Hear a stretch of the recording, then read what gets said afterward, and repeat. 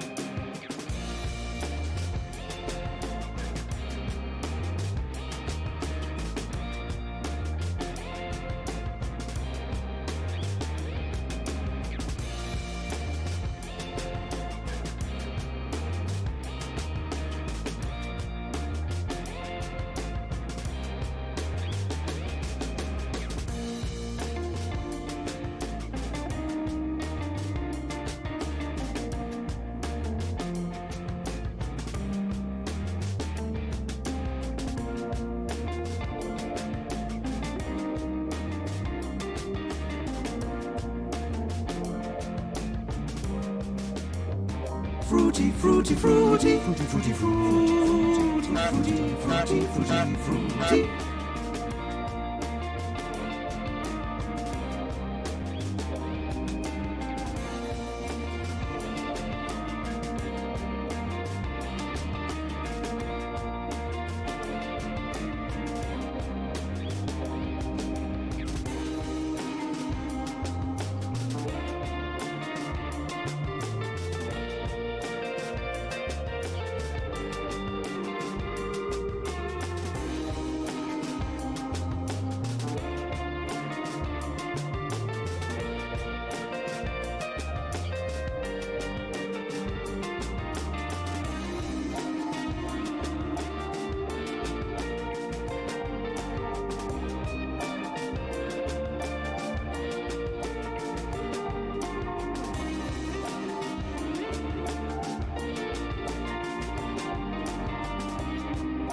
What a shame.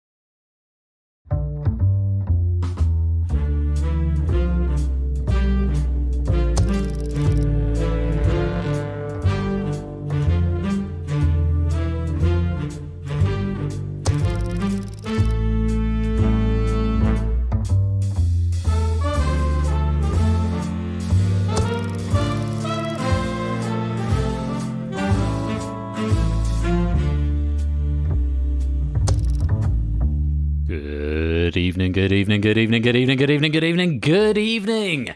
And welcome to Game Night on Saturday the 14th of January at 20 past 8. I hope everyone is doing well and is enjoying the weekend. Before we go any further, we have got a message from our sponsor, Topper One Gaming. The mole, the knoll, the all, the pole, the quole, the roll, the soul, the toll, the uole, the vol, the wole, the yole, the zol, the rigmarole. And quite right, my bro. Thank you very much, Topper, for the, goodness me, how many is that? 22-month subscription. Very grateful to you for the support there, and I hope you are keeping well and that you're getting news that you want to hear about your hard drive and other such things. But welcome to the stream and everybody else who is joining us for Game Night. It is time for the mole. It will be in just a minute. Very well done to, I think it was Vision who came up with the most pennies ever, 600 or so. Nice little earner at the start of the night. Thank you to Quizzle for that pack. Nice way to start the evening off. Let me say good evening to you all. Hello to Lewis and Mark and Shapes and Matt, AB, me and Puzzle Dan and Huds and Topper. Good evening Jerry and Toot and Jers and Stimpson's Angle. To Ramsey and Naked Grandma and Dante and Energia. Good evening Vision and Bash and 8 Minky and Apodo Nuevo and Oni and Colo and anyone else who is lurking, loitering. And Matt the Ref, hello.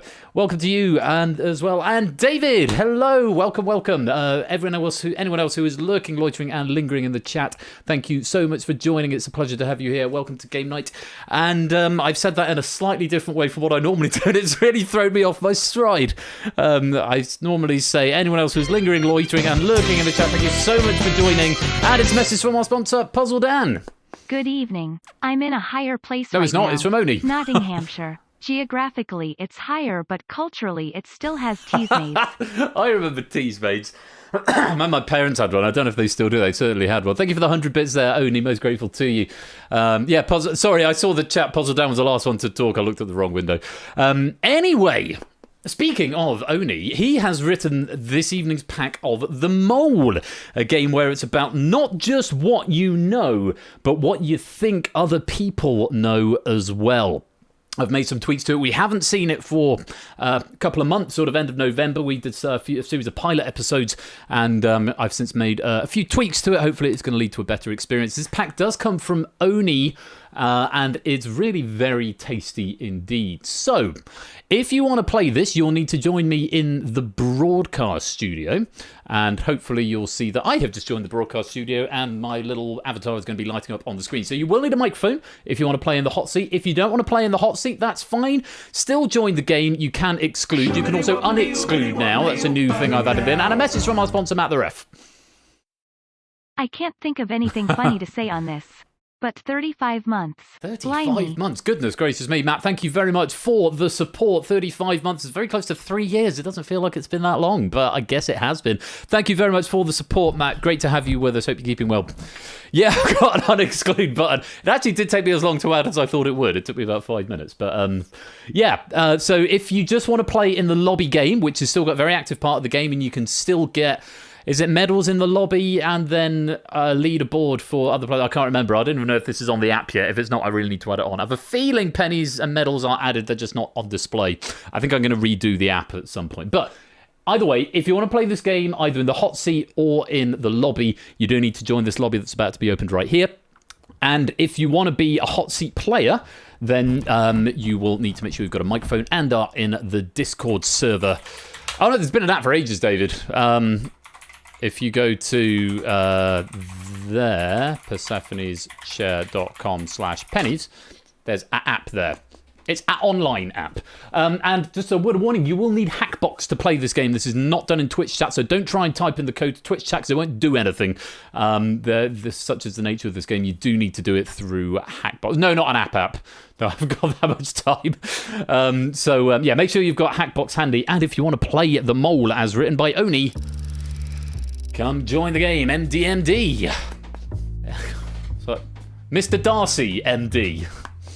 Master of Doctors or something. So you will need to join at Hackbox. You'll get a validation code that you'll need to then send to Stephanie's Twitch bot to verify who you are. Please don't everyone exclude. We do need 5 active players in chat before this game can even begin. So if everyone excludes, we're going to have some difficulty, I would wager. Got to see if I remember. I did play this through earlier on just to see if I can remember the rules and the mechanics of it. Hopefully it's relatively self-explanatory. And a message from our sponsor, Puzzle Dan. All the Miz in VC now that room code. Is this a sign of something? Possibly. We'll have to see, Puzzle Dan. Thank you very much for the 100 bits. Most grateful to you. Right, we've got 3 non-excluded players. So we do need to get up to 5. This has got anytime join, so you can come and join midway through if you change your mind. And I will, of course, invite players who are summarily eliminated, hopefully the correct ones this time round, to stick around in the voice room for much chatter and banter, because it does rather add something to the game. So, it's on my non-alcoholic beer, trying this dry January malarkey out. Right, that's 6 players in white there. The rest have... 5 players in white, okay. So, I'll give it till the end of this sting, because this is an absolute bomb. This theme tune. Big fan of it. Is that the soundbar making the floor vibrate? I think it might be. Watching telly very loud downstairs. 1, 2, 3, 4. Right, there are 5. Any more for any more? You've got another 30 seconds to come join. If you want to play casual or if you want to play hot-seated. It's up to you. Dexter's got the telly on again. Yeah, he does watch it terribly loud. Must be said. So it's a game about keeping a poker face but also having knowledge.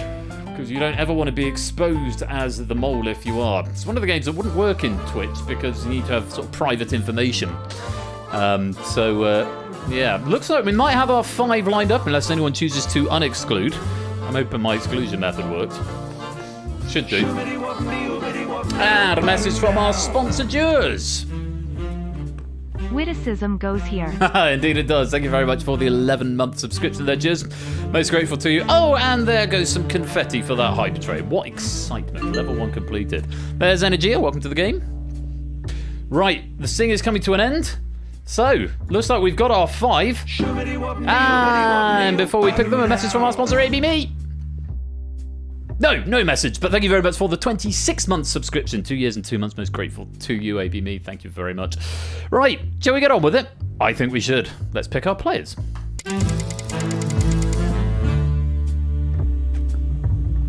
So, I think you know who we're going to expect, but it's going to ping out to you a character to select. So, select that character. Otherwise, it will roll round onto somebody else. Nope. Next player, need to select a character, remember? It will come back to you, and there we go, there's Colo joining the game. And there's the ref coming in, aka Matt the ref. Next player, you need to select a character. It's done on Hackbox.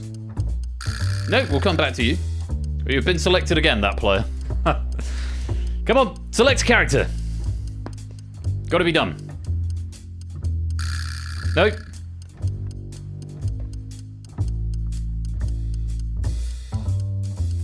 Yeah, it could be rather awkward. Okay, it does seem to just be picking the same person at this stage, and I'm now wondering if that's a bug. Okay. Oh, did you, Matt? No worries.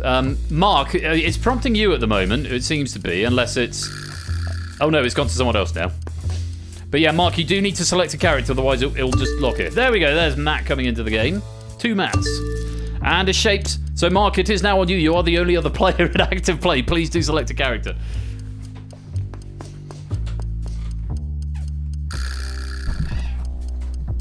Oh, they're busy having sound checking done. This is a bit I can't overrule this bit. There we go. There's Mark into the game. 2 Marks, 2 Matts, and a Colo. If you'd like to come down to the broadcast studio as and when you've got sound testing done, and our game will begin. I can see all 5 of them in the green room, and I see them now coming into the broadcast studio. Here they come, 1 at a time. And there's the last. Hello, you 5. Welcome to the Mole. Very quick chat with each of you. First of all, Colo, how are you doing? Well, me first. I haven't had time to think about being asked that question. I have no idea. You've all the time in the world to think about it now. Happy New Year, if that's still something we're doing. Yep, and you? Are you? How was it? The Christmas break for you? I did actually. I had a break. I did actually have a break, and I had a break from quizzing as well, which was weird. And now I feel totally out of practice. Well, we'll get you some practice back in tonight. I assure you of that. It's great to have you with us, Colo. Have you seen the game before? Yeah. Good stuff. Well, I've never played it though. Okay. Well, first time for everything. We'll see you get on. Best of luck tonight, and thank you for joining us. No problem. First, Matt, a.k.a. Matt the Ref. Good evening and welcome. Good evening, Ben. How are you? I'm very well, my friend. And you? Not too bad. I'll apologise in advance if there's any coughing and spluttering. I've got. Are you suffering? Not too badly. I think I picked it up from doing a game last week in the pouring rain. Did you are you one of those refs who has to go out on Boxing Day with the terrible hangover because all the football matches happen on Boxing Day? Did that apply to you? Well, one, I don't drink, so there wouldn't have been in a hangover. But no, I am one of those quote unquote sensible refs who only does it during reasonable weeks. If that makes sense. Yeah, that makes sense. Well, look, Matt, it's great to have you here with us. Have you played or seen the Mole before? I have not played nor seen this game. This is a complete unknown to me. Well, I'm sure you'll have lots of fun with it. I will explain the rules for you in just a moment. But for now, welcome to the game. Great to have you with us. And next to Matt the Ref, we've got Matt the Sprat. Matt, welcome. Hey, Happy New Year to you too. Happy New Year, Matt. Are you keeping well? Yeah, pretty well. I've got a convention lined up at the start of February. Fun. Getting some other stuff done. But really cool. Also jumping back in the quiz game. Good stuff. Yeah, well, it's great to have you here. I'd say it's very strange. We've got 2 Matts and we've got 2 Marks tonight. But you're the sort of second Matt in. Matt the Sprat, have you played or seen the Mole before? Much like our other Matt, I have neither seen nor played your version of the Mole.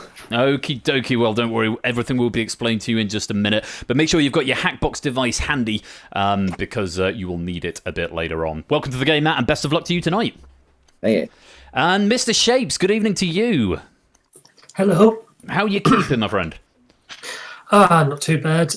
Again, just sort of hibernating for as much as possible now until the summer. Until it's more favourable to go outside. Yes, it's not very pleasant at the moment, it must be said. Did you have a particularly relaxing Christmas? What were you up to?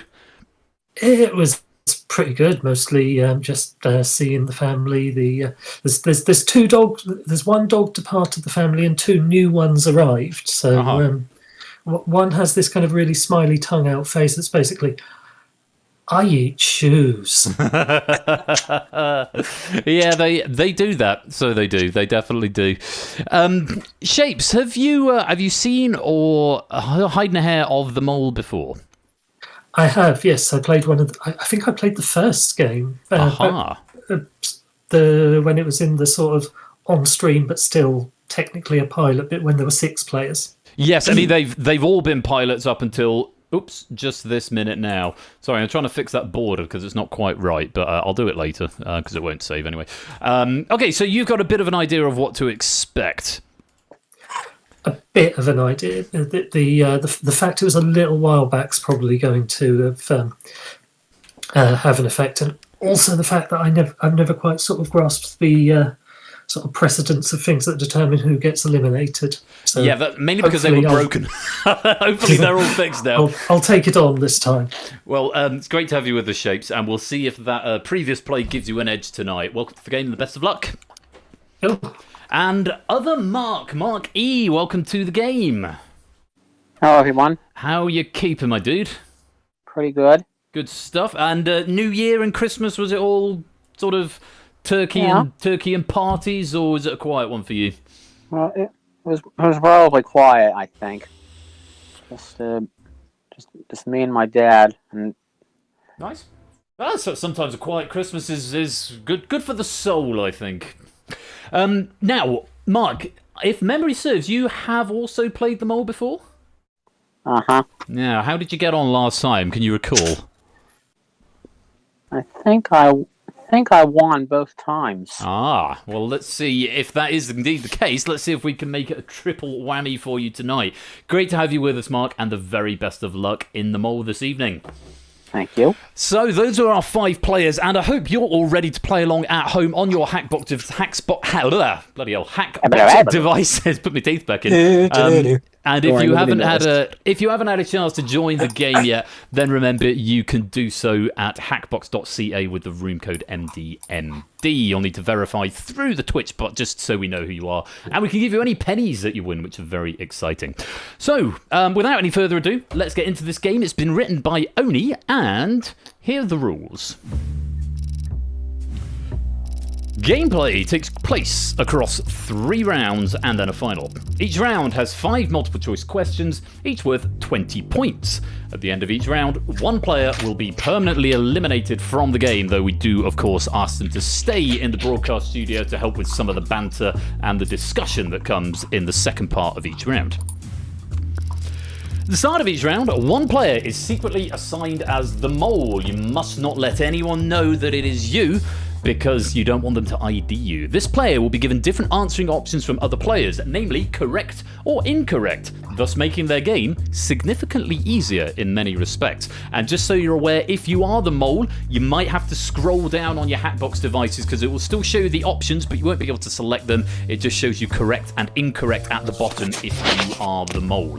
Okay? At the end of each round, all players secretly vote on who they think the mole is. This is after a period of discussion. If a clear majority identify the mole, that's 3 out of 5, and in the next round 3 out of 4, and then 2 out of 3 in the third round, then the mole is eliminated. Otherwise, the player who got fewest questions correct is eliminated instead. In the event the scores are tied, the player who has spent longest answering will be eliminated. So ties are broken on overall speed if we do have a tie at the end of it. So basically, you're trying to ID the mole, and as a little extra incentive, any players who fail to identify the mole will lose half the points they earned in the round. The mole is reselected each round regardless of the outcome, though a player may be selected more than once. Bear that in mind. Just because player X is the mole in the first round doesn't mean they can't be the mole in the second round. 2 players who remain at the end of round 3 will progress to the final. That's all there is to it. Looking to ID the mole to keep the points that you earn and to hopefully eliminate them from the game. So it's not just what you know, it's what you think is easy, what you think other people think you know, and whether you can ID the players who know more than they should. After each question, the audience game will show a percentage of who got the correct answer across all players in the audience game. So make sure you're answering in the audience game because you do get pennies for playing along at home. And of course, we do take a look at the audience poll to see how many picked the mole and how many were eluded. Those are the rules of the game. Hope you're ready to play. Let's go to round 1. Shade before we really start. I think it would help variable see the game. To see the game screen, of course, you're absolutely right. It definitely would. I've completely forgot to do that. Apologies. I'm having a few issues with voice meter and sound at the moment, so you won't be getting sound through. You'll only get my voice, but seeing the screen and the questions on screen will hopefully be of some help to you. But do keep your eyes on your Hackbox devices. It's only 10 or possibly 15 seconds per question. I can't remember. But the question will be displayed in full before you are able to commit an answer. So That's how we're going to play. First thing we need to do, though, is assign one of you to being the mole. Keep it to yourself. No one else will know, not even me. I don't get a debug console command. I used to, and then I realised it was going to be really difficult to keep a straight face. So I don't even know who the mole is going to be. Let's assign somebody now.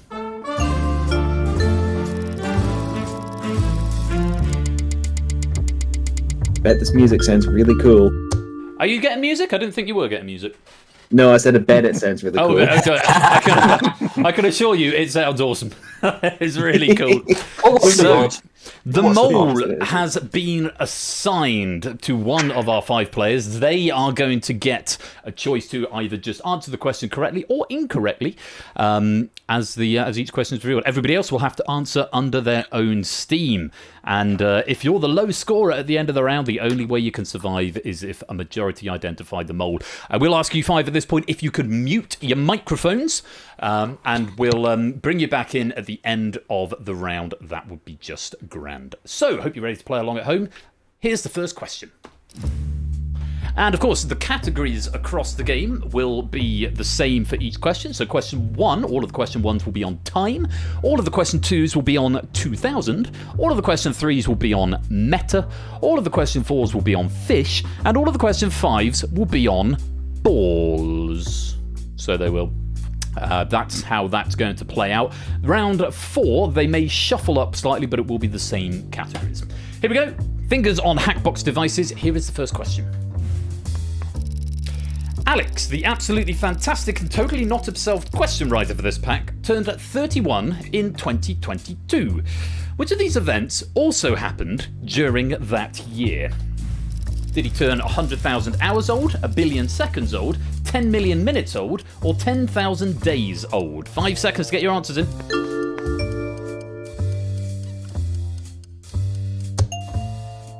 No answer from Mark, though. It did sound like it pinged out of date, maybe a bit of latency. Just the ref getting that one right. 1 billion seconds old, though. 54% of our lobby, and that also includes the 5 hot seat players getting that one right. So just over half, but Matt, the only one of our hot seaters to do so. That's the first question. He turned 1 billion seconds old. On we go. Question number 2 on 2000. In which art form is the 2000 a trick alongside moves named the windmill, the turtle, and the freeze? Is it yo-yoing, skateboarding, breakdancing, or freestyle football? 10 seconds. And there's all of our hot seaters locked in. A few seconds in the lobby game. Breakdancing is the answer. And just the 2 getting this one right. Matt the Sprat and Mark E getting this one.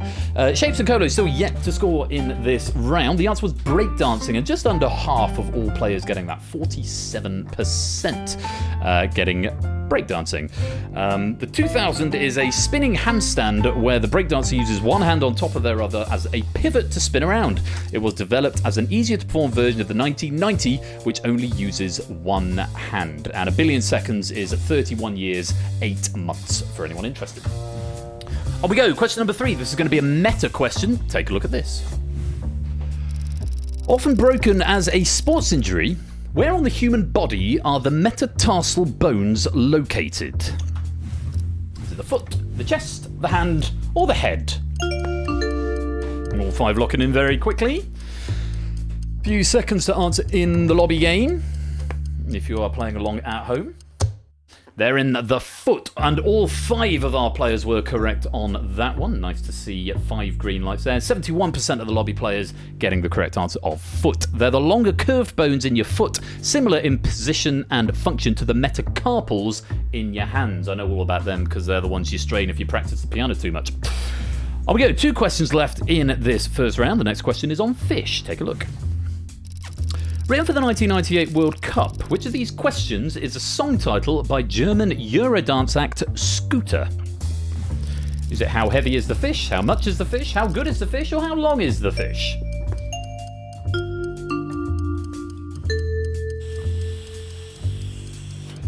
All 5 locked in. I remember listening to Scooter when I was a younger man. High school. 47% getting the correct answer. How much is the fish? It cost 380 Deutschmarks, apparently. They bought it for the studio aquarium. And just Matt the ref and Shapes getting that one right. Just the 2 players With one question to go, it's going to be very interesting to see how this is going to pan out. One more question, and it's going to be on balls. Take a look at this. Which comedian and TV host was a presenter on the US game show series Wipeout, signing off each episode with good night and big balls? Was it John Henson, Jim Henson, Jack Henson, or Joe Henson? Oh, beautiful harmony. Hot seaters, very nice indeed.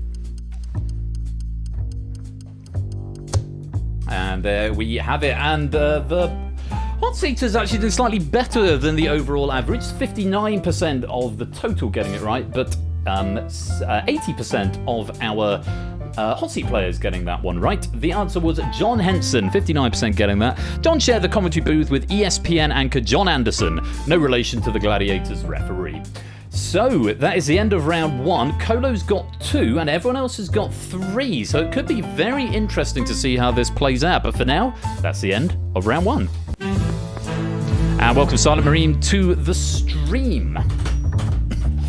So, at the end of round 1, so far, we don't put these points in your bank just yet. And Mark, you can unmute now if you like. We're going to have a little bit of a chat in just a moment. But Colo's on 40, and everyone else is on 60. Interesting spread of questions. Matt the Ref, the only one to get number 1. And between you, you have managed to answer all 5 questions. Let's put the player in who's most in danger, and I'll have a chat with you first. I believe it's Colo. There you go. Colo, you have got that red light as the low-scoring player, which means if you can't collectively ID the mole, you are going to be going home. What happened that round? I didn't know any of the answers. Ah, right. Was it that? Except for where metatarsals are, which everyone knew. Yeah. But, I wasn't lucky with my guessing. Yeah, sorry, go on. Go. I do know that the name of the mole begins with an M. Very good, very good. Yes, we've got 2 Matts and 2 Marks. So, assuming, of course, you were saying you're not the mole, Colo. No, I'm not. Well, I mean, if you are, then you're not going to be having a very good time, because if they identify you, you're going home anyway, and if they don't, then you're going home as the low scorer. So, hopefully, you're not the mole. Any ideas, any thoughts on who you think might be the mole, Colo? One of the others. One of the others, not wanting to break cover. I don't know. Possible. Is it you, Matt the Ref? I was going to come to Matt the Ref next. Matt, your Colo thinks you might be the mole. I mean, you're the only one to get number 1 right. That time question on only being 1 billion seconds old. I mean, you've had a pretty good strong round there, Matt the Ref, didn't you think? Yeah, not too bad. And is that all above board? No moling around going on there? No comment. No comment. Matt is not passing comment on it. Well, I mean, I think most of us probably expect you to get the meta question right on the metacarpals. I had to get that one right. I've seen enough of those injuries sustained during refereeing. It's not nice, but yeah. Well, Matt, if you are the mole, I mean, you're not putting forward a huge defence here. Remember, the idea is to avoid detection, but maybe he'll try to throw the scent knowing that you're comfortably through to the next round as a non-mole. I don't know. Maybe he's trying to protect Matt the Sprat, who might be the mole. Matt, you're also getting 3 right there, the 2000, the meta, and the balls question. Did you know that balls question, or was that a lucky guess? The balls question. I mean, I knew it was Jim. I knew it definitely wasn't Jim Henson. Well, but I'll be honest. If I could throw a dart at my screen without breaking it, I would have. That was just a click one of them and hope for the best thing. Well, I mean, just so happened the best happened. It did indeed. So you've come out with 3 there. So unless you are the mole and ID'd as the mole, then you are safely through to the next round. Have you got any suspicions who you think the mole might be, Matt the Sprat?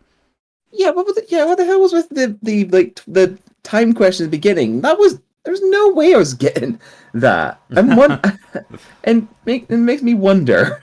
Making you wonder about Matt the Ref. Well, maybe we'll come back and have another chat with Matt in a minute. Because Matt, I didn't ask you, Matt the Ref, who do you think the mole is? I think it's someone. Thought about it because he's the mole. Maybe.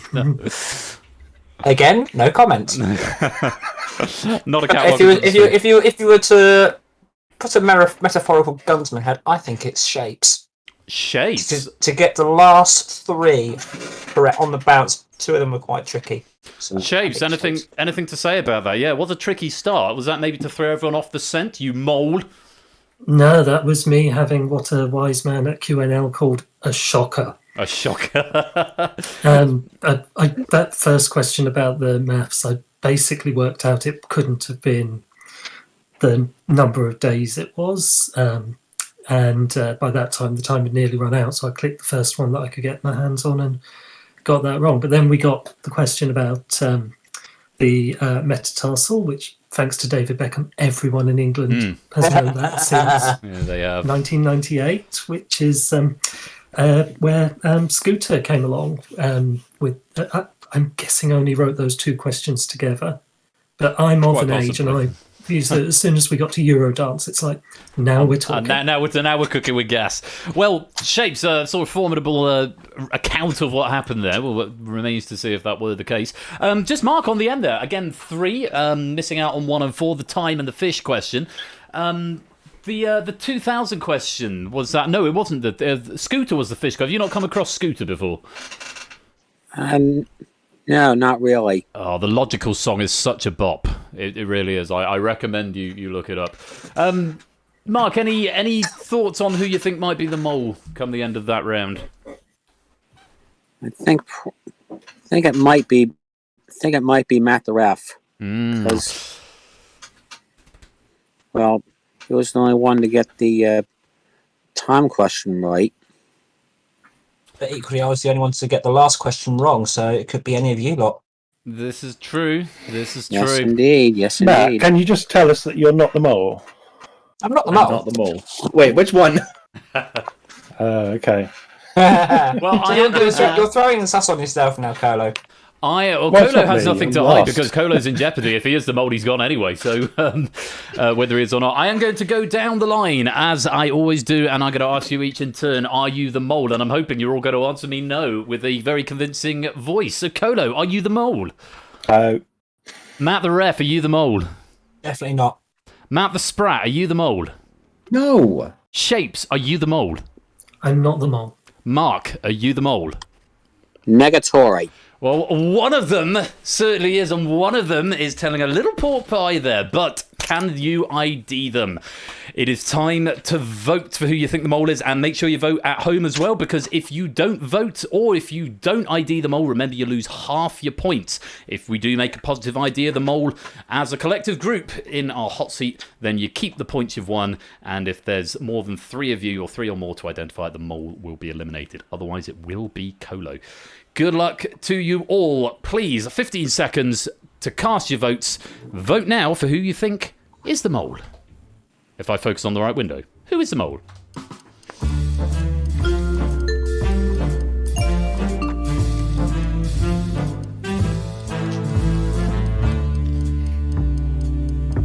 Perfect darkness for a mole. And there is time up. So the votes are in. First of all, we're going to look and see if there is consensus. Kolo is going to be hoping there is consensus, because if there is no consensus, Kolo knows he is going to be going home. If we do have consensus, we have to see if it's been consensus on the right person. Let's take a look, first of all, and see how you voted. There is consensus. 4 of you have voted for the ref, and the ref has voted for Shape. So we have got a consensus. So Kolo is now going to be hoping that Matt is going to be revealed as the mole, which will send Matt, the ref, home. But otherwise, it is going to be Kolo himself who's going home. Let's find out as we reveal who is the mole.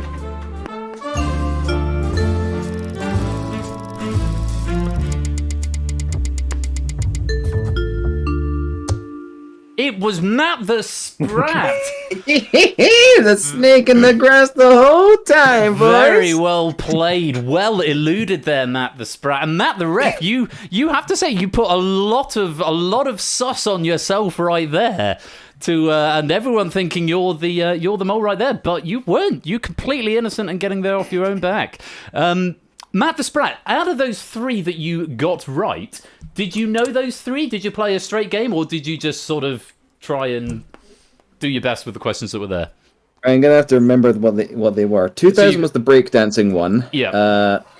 Let's see. Yeah, that one I did have to like stare at to figure out would I know this one, and ultimately, if he'd given me 20 seconds, I would have figured it out. But in the time allotted, I just clicked correct. Fair enough. And then obviously the meta tarsals. I think there are a few of us sort of knowing that one. Oh yeah, that one was a easy. Yeah, and the balls as well. You mentioned that one when we chatted earlier on. What I need to do is add the percentages of the audience vote onto the ends of the categories so that you can see how the audience fared and then base that based on the question. But either way, Matt the Sprat, very well done. You have eluded detection. You get to stay on to the next round. And because you didn't make a positive identification of the mole, that's the one exception. If you are the mole and you survive, you get to keep your points anyway. Because you obviously can't ID yourself. So Matt the Sprat is going to go through with 60 points. Shapes, Mark, and Matt the Ref are going to go through with 30 because none of them identified the mole. But Colo... Oh, everyone thought it was Matt the Ref, but alas not. How are you feeling? Fine. When both the Matts answered whether they were the mole or not, I changed my mind and knew it was. I thought it was Matt Sprat at that point, but early on I had to pick one of those two to sort of go for and convince everyone else to go for. Because otherwise, in this round, you just get a mix of answers, and I would have been out anyway. So, I was unlucky. I'm sorry, Matt, for picking you. The other Matt, the Ref, for picking you. Wish you defended yourself more vehemently. Or maybe a less... Hey, the ref's always right. I never was the mole. Simple as that. Well, you said no comment, though, which made everyone think you were the mole. That's the point of the game. I didn't want to comment because the ref's always right, always innocent. You can never expect a ref. Appreciate the honesty. Maybe start lying. We'll see if that strategy pays off moving forward. For now, though, let's just take a quick look at how the audience voted.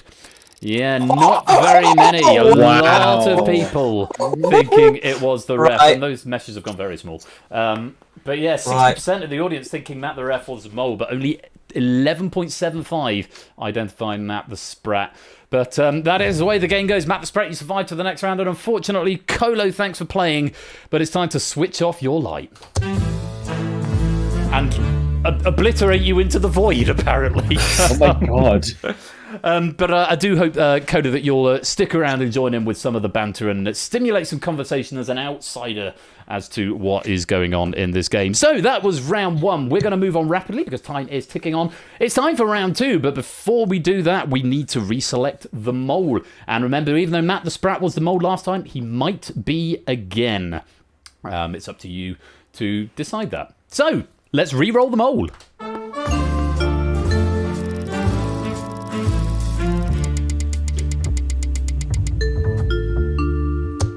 And the mole has been selected. And if I could ask you in the voice chat to mute your microphones at this point. Matt the Sprat has got the lead of 60. Everyone else on 30. 5 brand new questions on those 5 categories coming, though, right up. Let's go to the first. And the categories are the same, but it's going to reprint itself anyway. Here's question number 1 of round 2. Of these 4 popes of the Roman Catholic Church, which is the only one to have not been singularly named Time Person of the Year?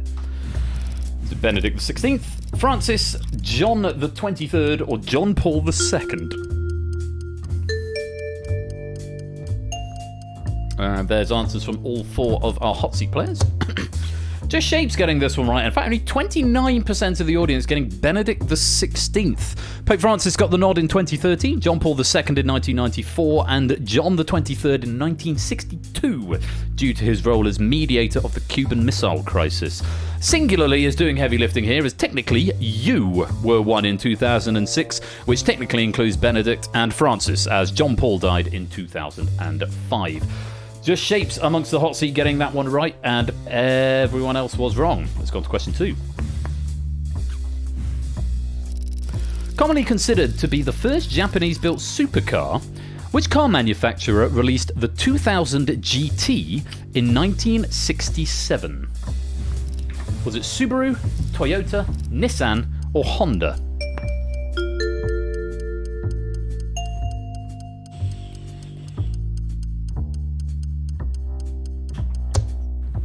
Again, just one player getting it right. This time it's Matt the Sprat. Toyota was the answer. That's one I knew. I thought more people would get that one. But just 18% of the audience. Convertible version of the 2000 GT was built for the Japan set Bond film You Only Live Twice, but an official factory model was never released to the public.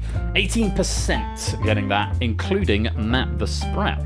Let's go on to the next question. An amber brandy-like spirit first bottled in 1888. In which country would you find the liqueur Metaxa? Is it Greece, Turkey, Mexico, or Poland? All four locking in.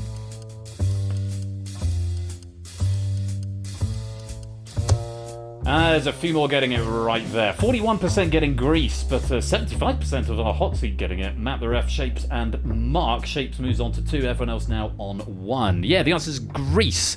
And made with muscat grapes, or muscat grapes, Metaxa was designed to be a smoother drink than your average brandy or cognac.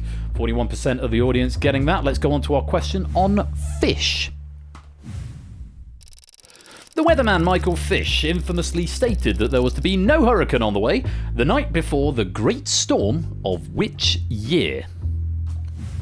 85, 81, 87, or 83? A beautiful chime. Are you old enough to remember this? I'm certainly not. Year before I was born. Exactly 50% getting it right across lobby and hot seat, which marries up with who's got it right in the hot seat as well. Shapes and Matt the Ref both getting this one right. Shapes moving up to 3, Matt up to 2. Matt Sprat and Mark are possibly going to be in danger, but we've got one more question to go. Michael was half right, allegedly. He claimed later that he was actually referring to Hurricane Floyd in Florida. One more question, and it's on balls. Let's take a look at this. Which of these works was written by the early 19th century writer and playwright Honoré de Balzac? Balzac. Options. À la recherche du temps perdu, la liaison dangereuse, le comédie humaine, le souffle de verre. AKA Make Ben Say Things. And just Mark getting that one right. La comédie humaine. 44% of the audience getting it. All of these are literary works either written by a French writer or themed on the French Revolution, sometimes both, and naughtily translated to French in the case of The Glassblowers by de Maurier. So, there was your last question of the round, and at the end of all that, well, it's quite interesting.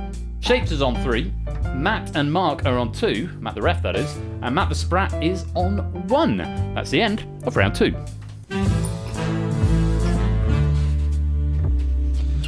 So, nice interesting set of questions there on Time 2000 Meta, Fish and Balls. First thing we need to do though is highlight the low scorer. So even though he's in the lead at the moment, Matt the Sprat, you are in danger. You only got one right. What happened that round? I don't even want to talk about it. The answer is, I wasn't the moles. I didn't do as well. You got the 2000 question though on the Toyota GT, Toyota 2000 GT. Was that a stab in the dark, or was that are you a bit of a petrol head? No, that was a Slumdog Mo moment. Like the Toyota have recently announced that one of the cars they're remaking is an E-VST. Is it called the GTR 900? It's like this really famous and beloved car in Japan. Okay, so that was Street Racers. A little bit in your wheelhouse there. I know they make a lot of GT cars, and like I knew they made that one, so I was like, surely. And turned out they was, but everything else, nah. The Metaxa one, I was fooled by what I thought was a letter H, and I picked Mexico. That's yeah. Not the one, though, unfortunately. No, it wasn't. I'll come to Shapes next, because Shapes, you've actually got the lead here. A much stronger performance. Well, I say much stronger. I think you got 2. No, you got 3 last time as well, so exactly the same performance, but a bit more spread out. Did you find that round easier?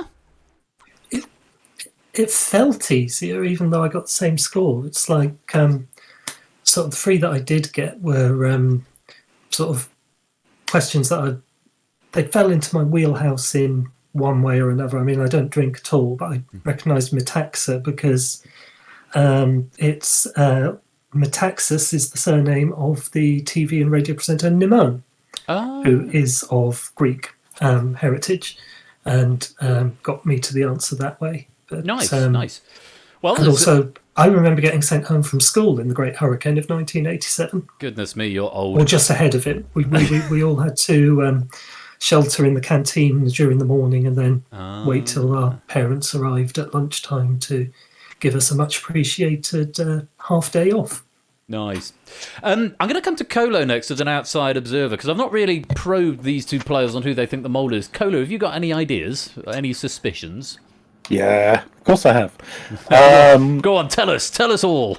Well, I think my suspicions are on Mark this time, but it could be Matt the ref. I matched answers with Shapes, and my school was closed for a week of the Great Storm. So, no. Really? Yeah, a tree fell on the generator outside. Oh, yeah, that'll do that. God, that must have been nice. Yeah, that was great. Mark, Colo seems to think you might be the mole. Is that the case? Why would you suspect that?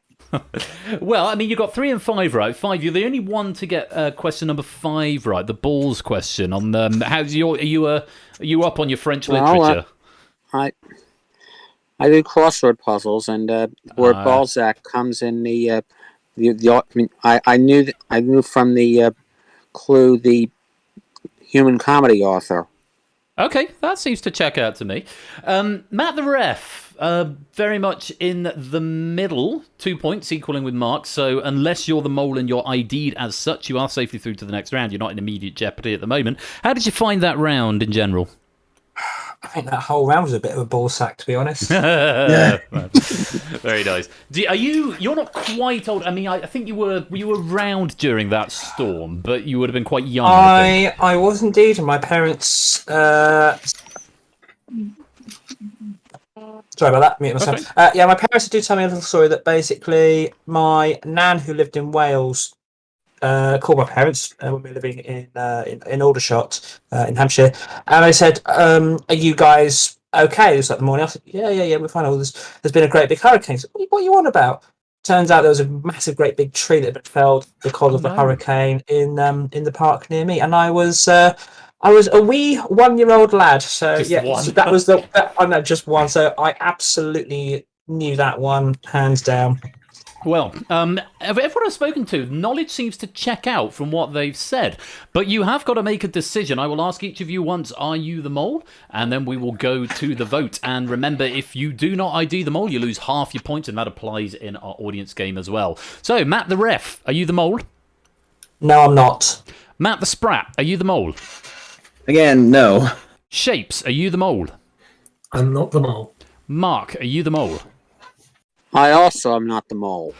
Okay, one of them is telling pork pies, but it's up to you to try and ID them. A reminder that we do need a clear majority, which means 3 out of 4 of you must identify the mole in order for them to be eliminated. It's a tough round to pin the mole down, and those scores may tell a very interesting story. Let's see if you can do it. Time to vote. Who is the mole?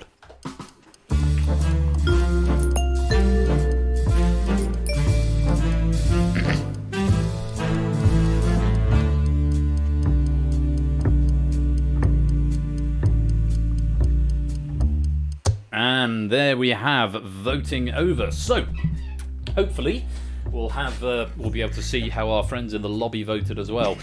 For this one, we're going to be looking for is there any consensus? Matt the Sprat is going to be hoping that there is consensus. Otherwise, he knows he is going to be going home. Let's find out. Who did you vote for? Well, There is no consensus, unfortunately. 2 votes for Shapes, 1 for Mark, and 1 for Matt the ref. So the mole has eluded detection. Matt, it is going to be yourself, Matt the Sprat, that we are going to be losing this round, I'm afraid. But we've still got the job of revealing. The mole managed to elude our hot seat players. We'll see if he managed to elude the lobby as well. Let's reveal who is the mole.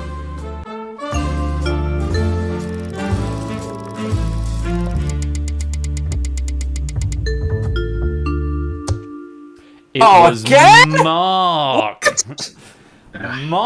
Marky. Very well played. You have eluded detection. Just Shapes rumbling you there. And Colo as well. Colo, you seem to suspect it was Mark, didn't you? Yeah. Although I didn't actually vote for him. You didn't vote for somebody else after the deliberations. Well, Mark, very well done. You have eluded detection, which means you are going to get to play on to the next round. Very well done. And of course, you will bank those 40 points that you have earned over the course of that round. Shapes, you will also bank the 60 points that you earned that round because you did correctly ID them all. Matt, Matt the ref, that is, you earned 40 points, but you didn't ID them all. So unfortunately, you're going to lose 20 of them and drop it down to 20, but it's still points in the bank. Let's see how our audience voted. Oh, okay, 50% going for Shapes. Nobody thinking Matt the Sprat, understandably. 12.5% thinking the ref. It was pretty close, 37.5% thinking Mark, but by no means everybody. And it is going to be Shapes who takes that particular title. But alas, he was not the mole. That's how the stats played out in the audience game. Mark, you get to go on. Shapes, you get to go on. Matt the ref, you get to go on. But unfortunately, Matt the Sprat, it's been great having you here. And you've been such charming fun, but unfortunately, just couldn't find the mole this time around. I hope you've had fun, and I hope you'll stick around with us to partake in some more of the banter. But for now, I'm afraid we have to switch off your light. As we go to round number 3, Shapes has the lead of 90, Mark's in second with 70, and Matt the ref is in third with 50 in the bank. But that's only half the story, because once again, we have got to select a mole and see if they can elude our other 2 players. So without any further ado, as we move on to round 3, let's re-roll the mole.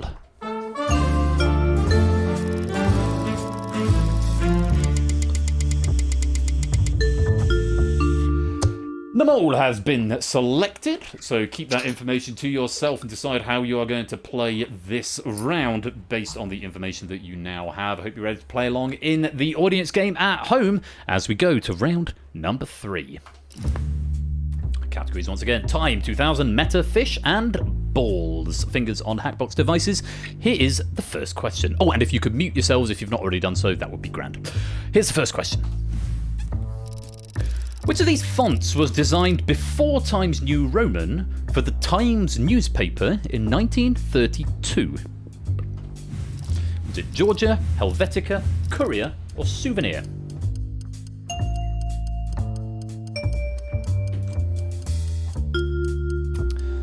There's all of our hot seat players locked in. That is your typical Oni font question. And Matt the ref, the only one to get that one right. 19% of the audience, quite low on that one. Tricky one by the looks of it. But Matt the ref has managed to get there. Let's go on to the next question. What was the name of the first book in the Alex Rider series, a young adult spy series first written by Alexander Horowitz in 2000? Was it Eagle Strike, Skeleton Key, Stormbreaker, or Point Blank?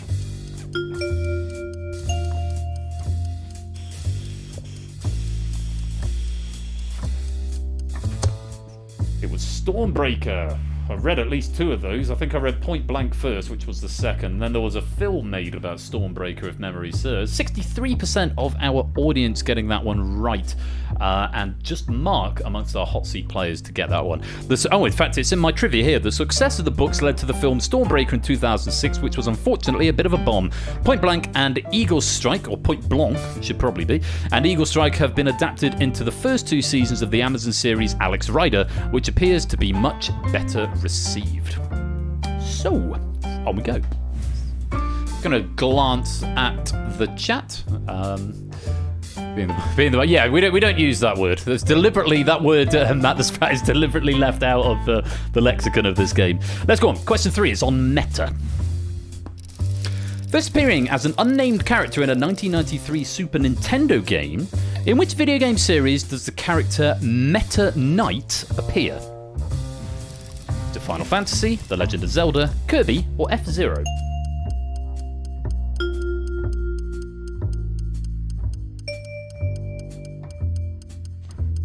All three of our players locking in. 44% of the audience getting this. It's Kirby.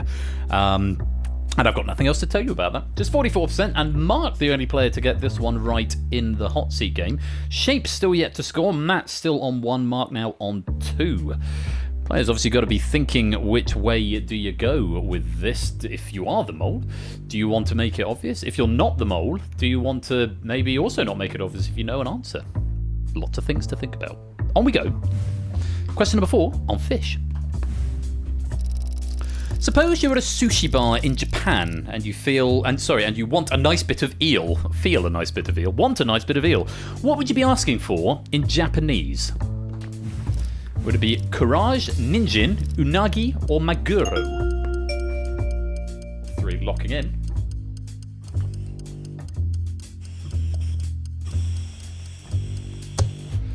And all 3 correct, 80% in the audience as well, getting unagi. Ninjin is carrot, maguro is tuna, and courage is sea turtle. Somehow it's actually unsafe for Brawl Meta Knight. So all 3 getting it right. Mark now 3 out of 4. Shapes is 1 out of 4, and the ref is 2 out of 4. 1 question to go. Let's see how you got on with the balls. The 2022 winner of the Ballon d'Or Football Award played at the 2022 FIFA World Cup for which national team? Is it Portugal, France, Argentina, or Brazil?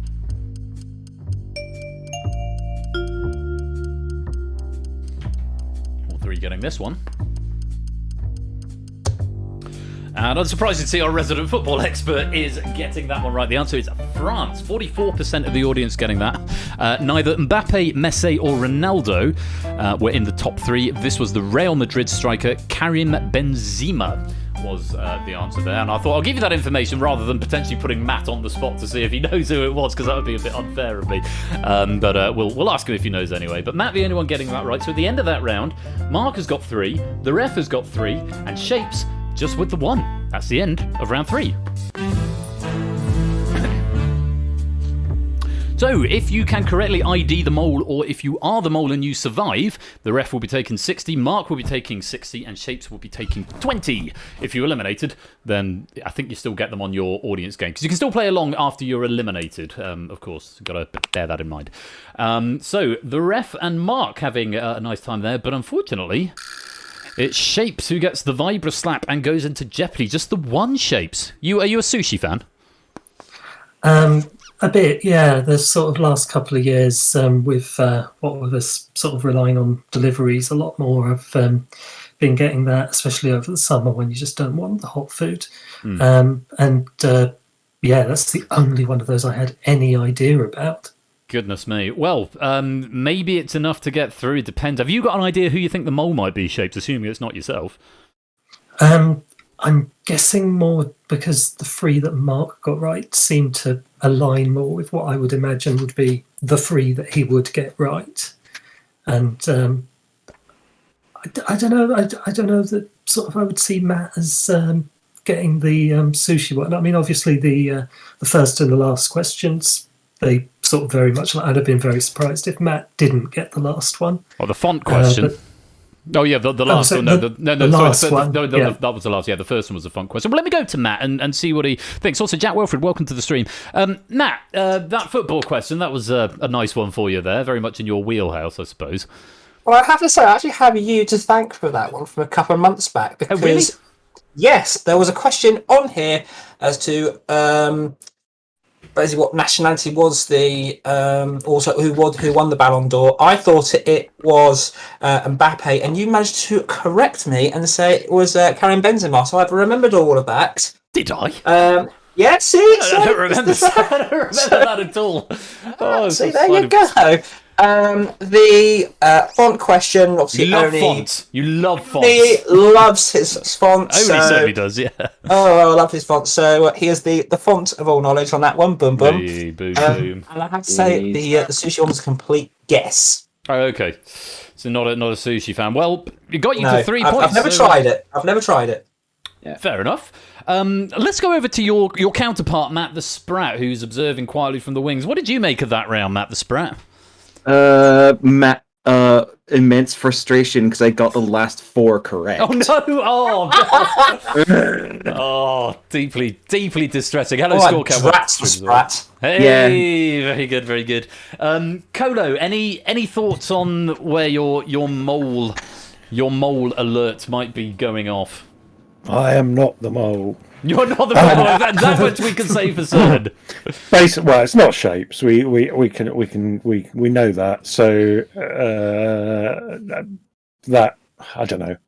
Don't know. Well, let me come to Mark, because he's the only one I've not spoken to yet. And now, Mark, shapes seem to suggest that the answers you got right aligned with what he thinks you would know on the Alex Ryder, the Kirby question, and the sushi question. Was that sort of the level of it? Well, I guessed on the Alex Rider. I knew Kirby and the fish one. Unagi. I like that too. Now you mentioned obviously doing crosswords earlier on, but Unagi comes up in puzzles as well. Okay, so but the font question from the Times was no, crossword I step never too saw. far. I never saw that.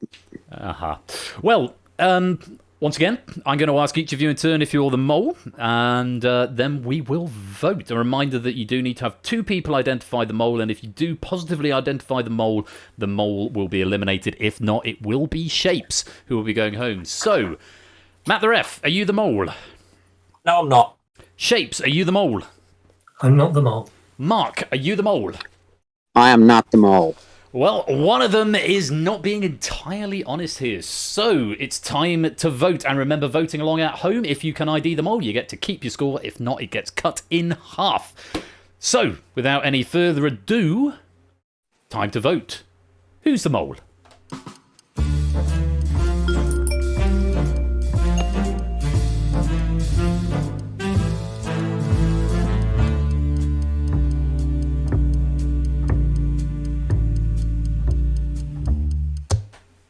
And there is time up. And it's just occurred to me, I haven't updated the credits mesh for this, so apologies in advance to Alex, whose name won't appear in the credits. I'm meaning to at the start of each season. I do it the first time the game is played, but I got distracted by stuff, which I'm showing you a bit later on. So apologies for that. Now, you've all voted. Let's first of all see if there is any consensus.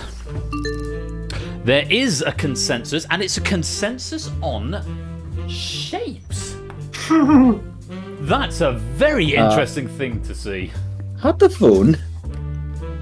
That's very interesting, because if Shapes is indeed the mole, he'd have been going home regardless as the low scorer. So I don't know if that's a swerve to try and move it away from yourself or what, but that seems like an interesting strategy to employ. But it does mean at this point we know Shapes is going home, because if Shapes is not the mole, the mole has evaded detection and Shapes has the low score. If Shapes is the mole, he has been ID'd and he's going to be going home as the mole. So, not how I anticipated. Catch 22 there. It is a little bit catch 22. Well, let's find out if you've missed an opportunity to eliminate someone else. Shapes is going to go away licking his wounds one way or another. But was he the mole? Let's find out. Who is the mole?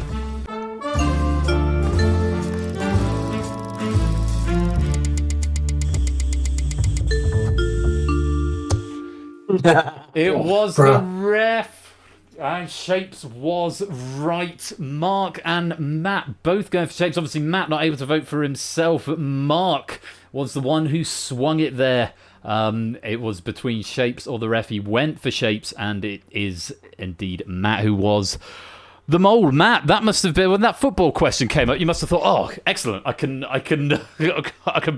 Even if I know whether you knew it or not, that's certainly one. I knew it was a French player, but I think getting that first question right again. That happened to me obviously in round 1, and basically put the whole spotlight on me. I thought, okay, I have to evade detection here. So it obviously has worked. Sorry, Shakes. I have to say you have much improved in your ability to convince otherwise.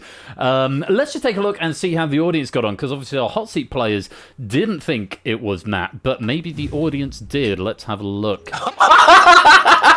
Not a lot in it, actually. It has to be said. The ref getting 43 points. It was the plurality of the vote. I have to show they don't trust me in this community. Thanks. Well, Matt, you have evaded detection, but Shapes, unfortunately, it is going to be yourself who gets the chop on this occasion. Have you had fun? Mm-hmm. I have had fun, yes, thank you. Well, it's lovely to have you, and I do hope you'll stay and stick around for the banter in the final, which is going to be Matt versus Mark, and we'll go there in just a moment. But for now, Shapes, unfortunately, as the low scorer, we have to switch off your light. And with that, Matt the ref goes into the lead with 110, and it's going to be Matt versus Mark in the final tonight. So, slightly different rule set for the final. Let me go over them for you now. Mark, I know you've been here before, but Matt, perhaps you haven't, and audience, you should probably know as well. Here are the rules for the final. I should probably make the categories disappear when these rules are coming up, because they need to be reprinted anyway.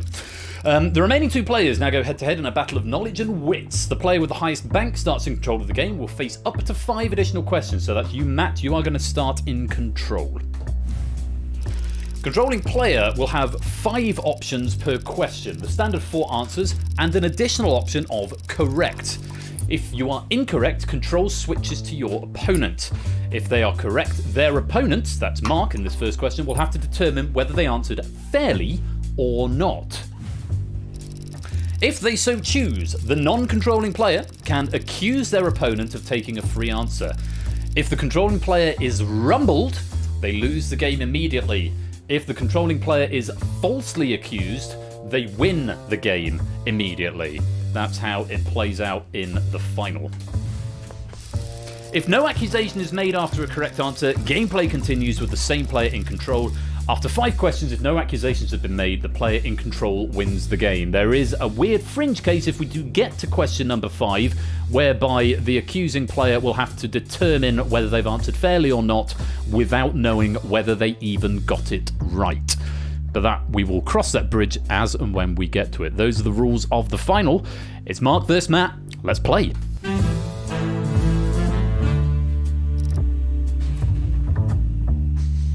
So, 5 questions, and Matt, you are going to start in control. Mark, do still answer, because, of course, if you are right and you end up winning, then they get added to your bank anyway, so bear that in mind.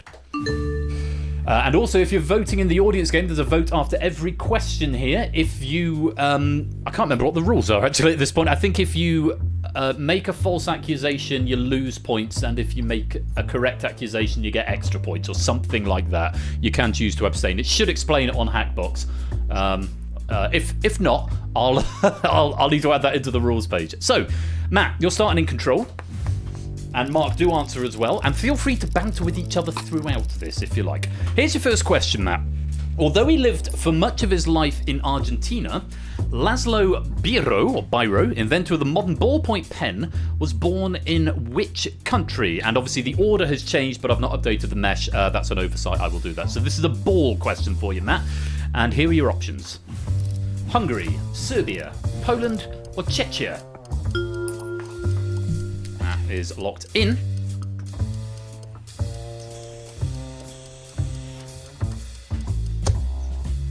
%79% of the audience getting this one right, and I will add that this survey does not include the hot seat players this time. It only includes the players playing in the audience game. 79% got that one right, as did Matt the ref. So, Mark, you now have a decision to make. If you choose to accuse Matt and you are right, then you win the game. If you choose to accuse Matt and he got it fairly, you lose the game. If you do nothing, the game will continue with Matt in control. 15 seconds to make up your mind, Mark, and that time starts now.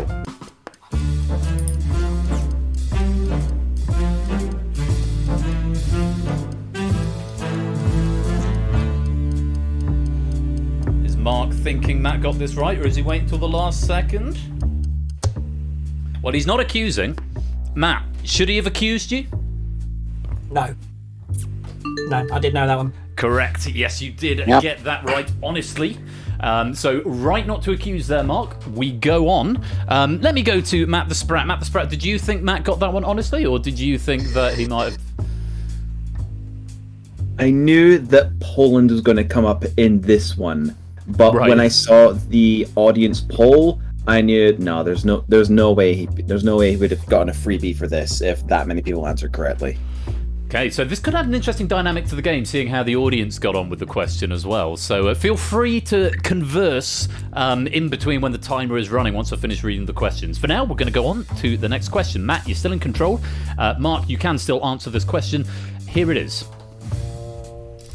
Times Square, and a question on time here, in New York is formed by the intersections of Broadway, 7th Avenue, and which street? 46th Street, 44th Street, 48th Street, 42nd Street. Matt has locked in.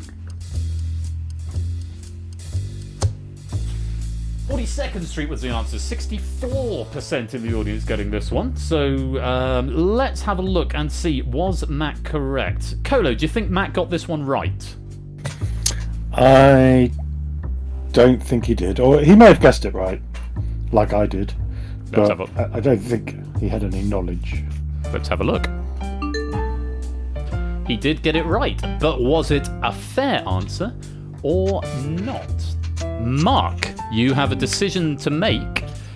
Did Matt get that one of his own volition? 64% of the audience, still quite high. It's up to you to decide. If you choose not to accuse, Matt stays in control. If you accuse and Matt used the correct button, then Mark, you win. If you accuse and he got it of his own volition, then you will lose. 15 seconds to make up your mind, and that time starts now.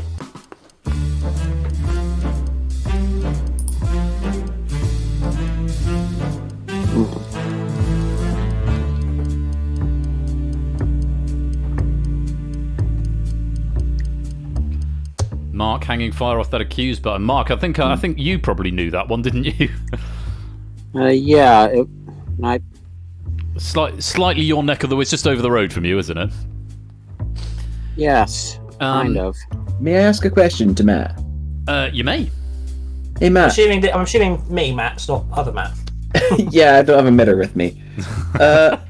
What do you like for musicals? Not good. I see. So what do you reckon, Matt? Do you reckon, because Kolo thinks maybe he got there by devious means, what do you reckon? Well, if he was good at musicals, he would have got there by the very famous of course, pre-Hays Code musical, 42nd Street. Let's have a look, see how he got there. He's an honest John. He played it absolutely straight and got there of his own volition. Very well done, Matt. You stay in control. More points being added to your bank, assuming you can go on to win. Let's go to the next question. Billy the Fish, and this is on Fish, a half-man, half-fish footballer, is a character that has appeared regularly in which comic since 1983? Is it Jackie, Dandy, Viz, or Beano?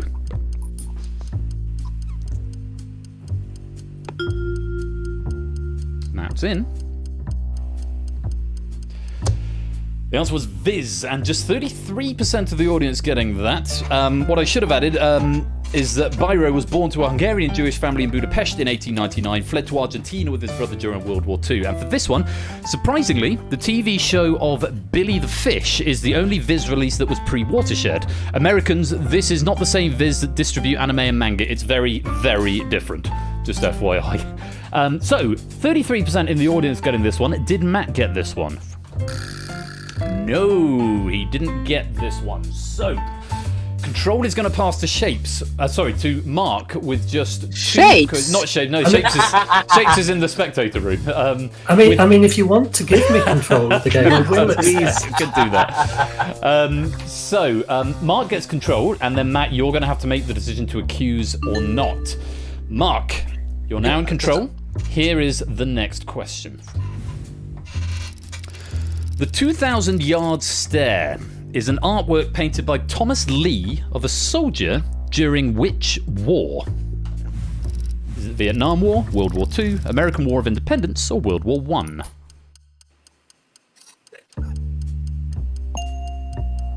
Mark has answered. World War II, just 20% of the audience getting this. Shapes, did you know this one? I did not. No, I saw that title and was fairly sure it was Vietnam before the options came up, so I went straight in for that. And we're wrong. Not correctly, as it turns out. You do. Let's see if Mark managed to get there. No, he didn't. So for question 5, the control is coming back to Matt the ref. And we are going to have our fringe case round 5 question where Mark is going to have to make a decision without knowing whether Matt was right or wrong. Very, very interesting end game. Matt the ref, we come back to you for the final question, and if I have been tracking these correctly, this last one should be on meta, I think. Let's find out. Ironic. On New Year's Day this year, Metallica's Enter Sandman was their first song to reach 1 billion Spotify plays. At roughly 870 million plays, what is their second most listened to song? And I will just add a clarification here. Matt, if you get this one wrong and Mark doesn't accuse, then control passes to Mark and Mark wins the game. Okay? So I either have to get this right or genuinely, or use the correct alternate button. methods. You use the correct button that Mark doesn't accuse me. Correct.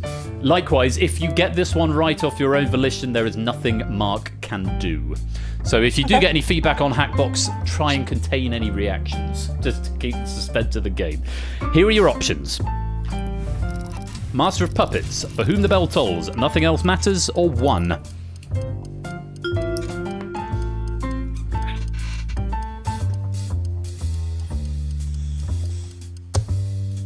It's Nothing Else Matters, and 40% of the audience were correct. Now, Mark, big decision to make. We're not going to tell you whether Matt got this one right or wrong. If Matt got this one wrong, and you choose to let the timer run out, then Mark, you will win the game. If Matt has got this right of his own volition, Mark, there's nothing you can do.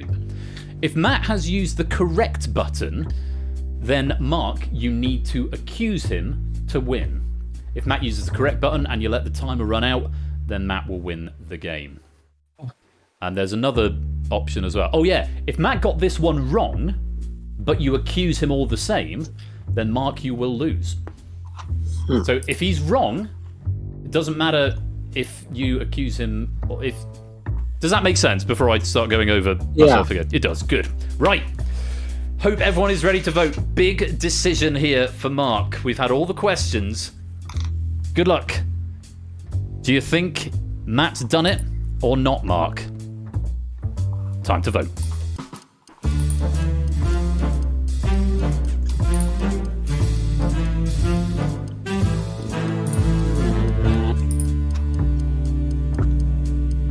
And 2, 1.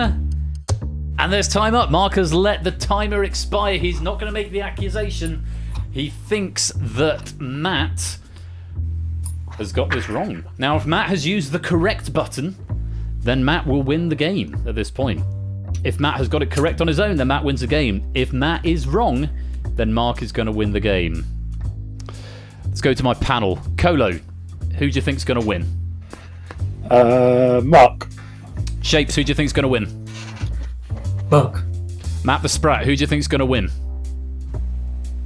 I think Mark. So everyone thinks that Matt has played this honestly and got it wrong. Let's find out. The winner of the mole is It's Mark. Honest but incorrect. GG, Mark. Well played, my friend. Thank you. Very well Okay, done there, Mark. Well done on holding off on that button. Matt, if you'd gone for the correct button, oh, you could have had such joy, but unfortunately, it's not to be. It does mean Mark is our winner. Matt, you've been a smashing contestant, but I'm afraid it's time to switch out your light. Lights out and away I go. And away you go, which means Mark is the winner with 160. I need to change that because the floor has gone black. It should have gone to a different colour.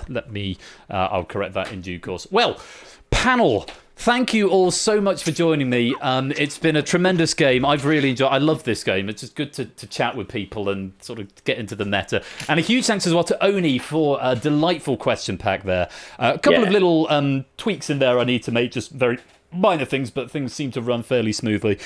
I hope you've all had a good time. I hope you'll stick around for Google That coming up shortly. For now, I will bid you adieu and goodbye. But thank you very much for playing the mole, and we'll see you again soon. Thanks, Ben. Pleasure and a privilege as always, Ben. Thanks very much. Thank you, guys. Take care. Bye-bye. See ya. Thank you. Later.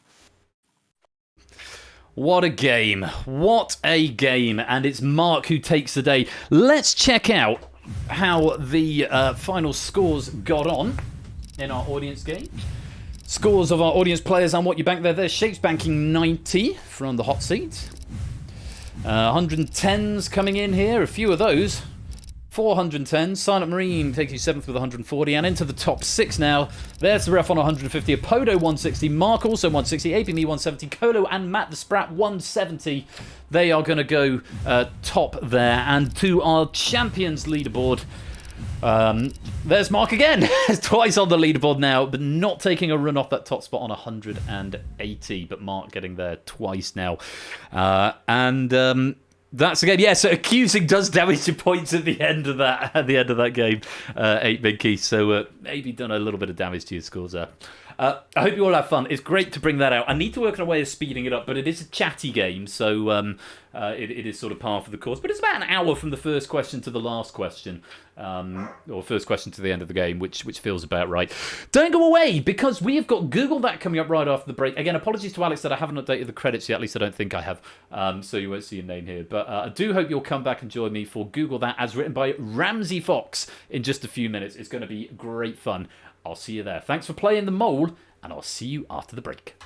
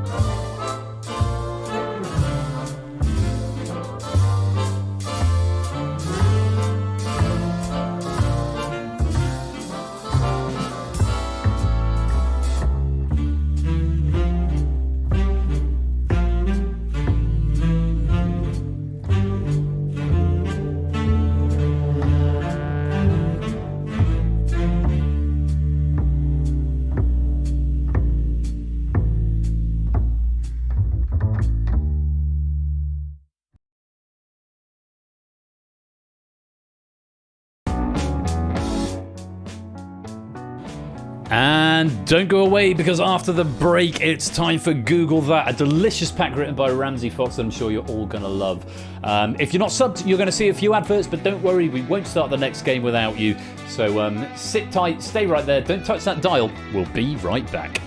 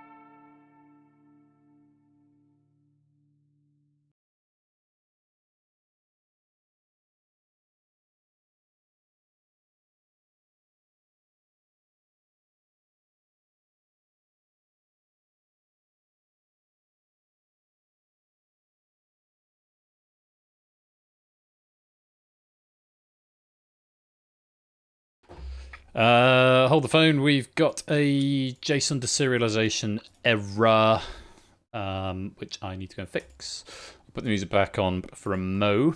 Give me a tick, and I'll be right back with you.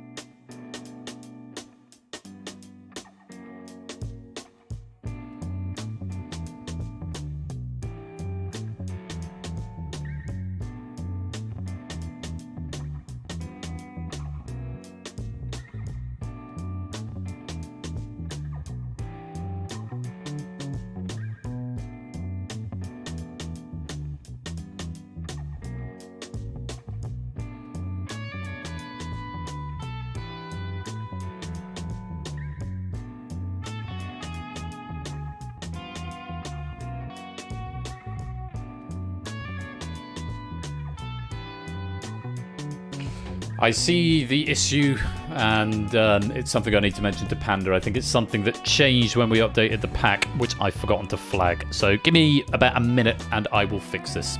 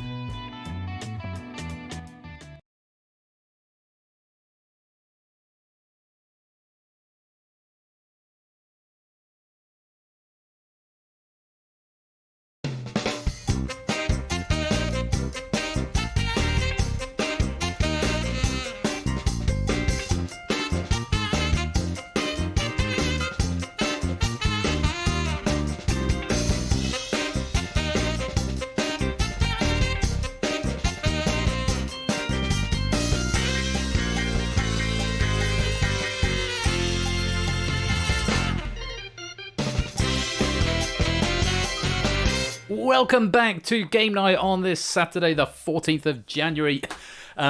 So round 5 is compiling as a list, and internally it is just a single question, because it is just a single question. So it required the removal of 2 square brackets from the JSON. That will be a very, very fast fix for Panda to do. So bear in mind, note to self, first of all, to update the pack of Google that's already come in from BC. And also, if you are writing for Google that later this season, you will probably need to download to the latest tool. Yes, Jason, always causing trouble. That's what happens when I change builds and then don't remember everything. Anyway, it's Google That, and it is a terrific pack by Ramsey Fox. Really, really good pack. I proved this yesterday with Ramsey directly. We were sort of in conversation at the time. Really, really good stuff. It's very much in the spirit of the game. It's challenging without being obnoxious or arbitrary. I think you're really, really going to like it.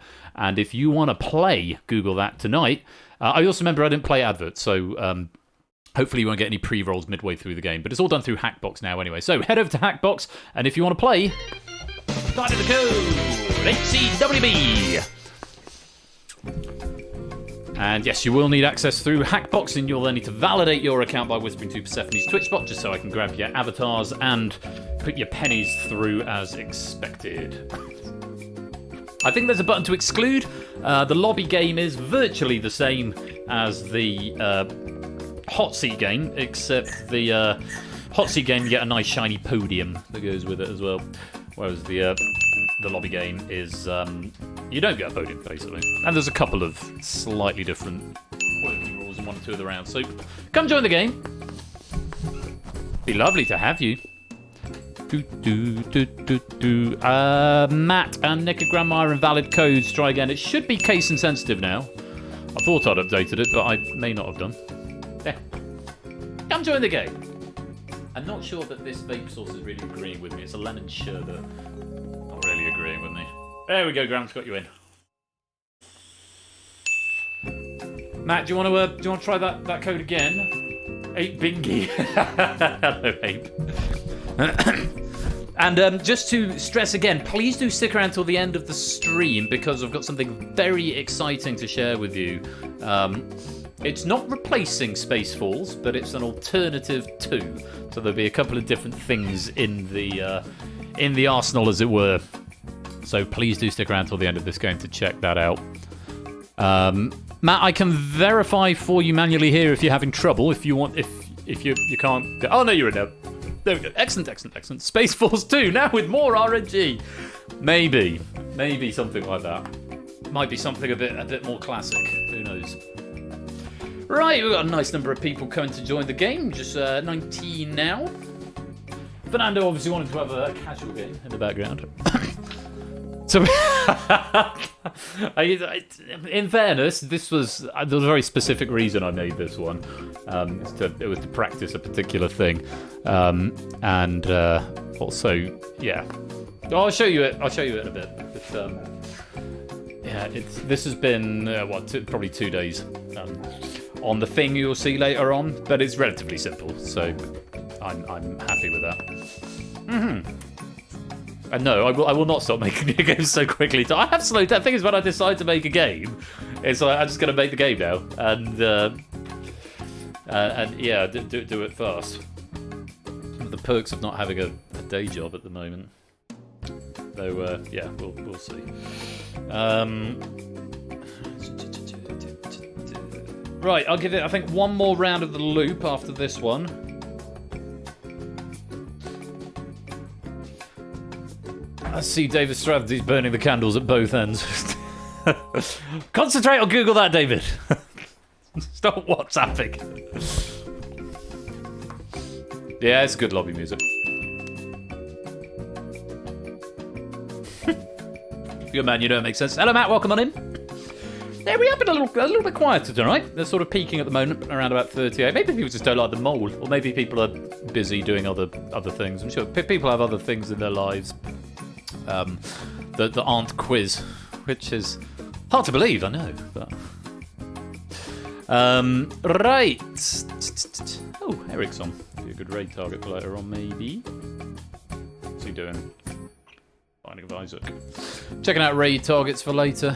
Did anyone catch Bricks at AGDQ the other morning? 50,000 people, which I thought that would positively terrify me having that many people watching me. Overwhelming abundance of ping. It's not what you want if you want a decent internet connection, anyway. Ha! Right, let's lock the lobby and play Google that. Well, I hope you had a nice dinner, BC. Welcome to the stream. Great to have you with us. Okie dokie. 12 podiums are set and present, and let's put some players on them. Round and around they go, starting, gliding over all. It's David Strathdy. Welcome on into the stream. David, great to have you with us. Our designated dozen. Let's find out. Over onto the left-hand side of the blue podium, there's AB Me. Welcome on into the game, my friend. Good to have you with us.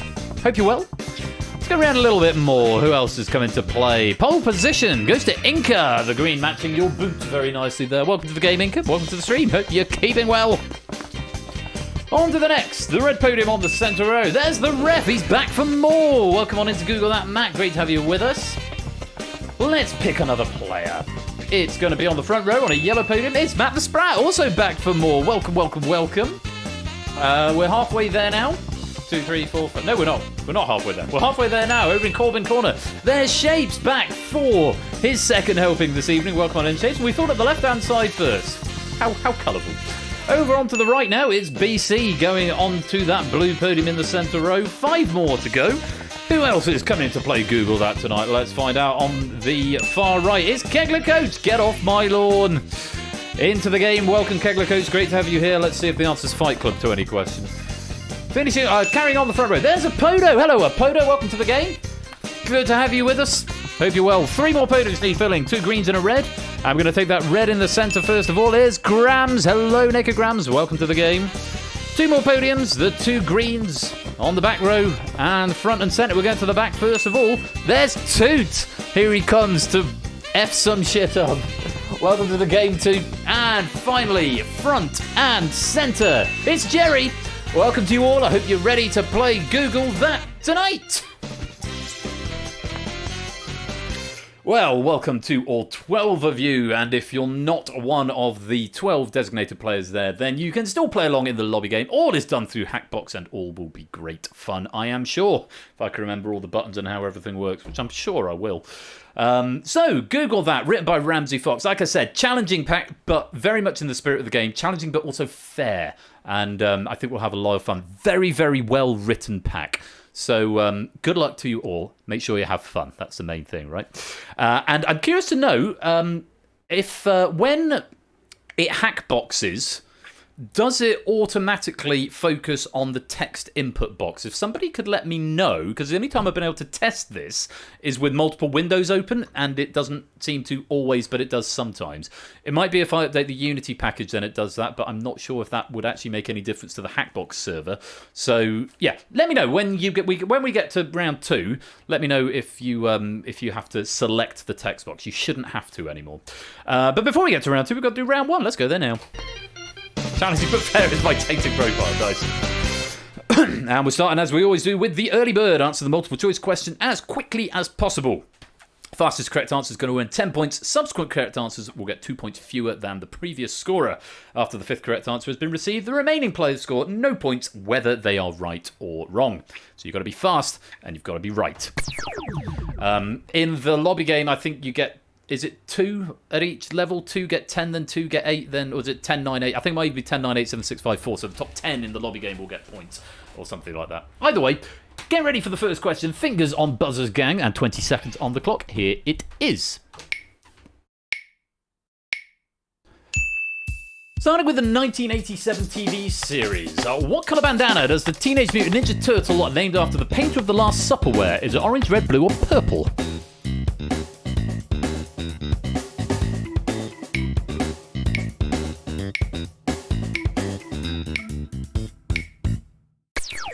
And, not as many people getting that as I thought would. I'm just extending some columns so that I can see everything that I want to see on my notes here from Ramsey Fox. Who was fastest? Let me just look at my notes here. Toot getting 10 was actually the first player to answer. Inca getting 8, Jerry getting 6, Kegler getting 4, and everyone else was incorrect, unfortunately.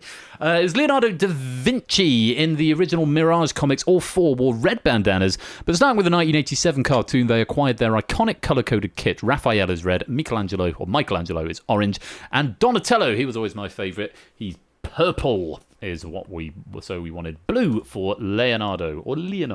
Well done if you got that one, and points going out to 4 of our players. Let's go on. Question number 2. Fingers on buzzers. Here it is. The Bronte sisters used pseudonyms with their surname Bell and initials that matched their own.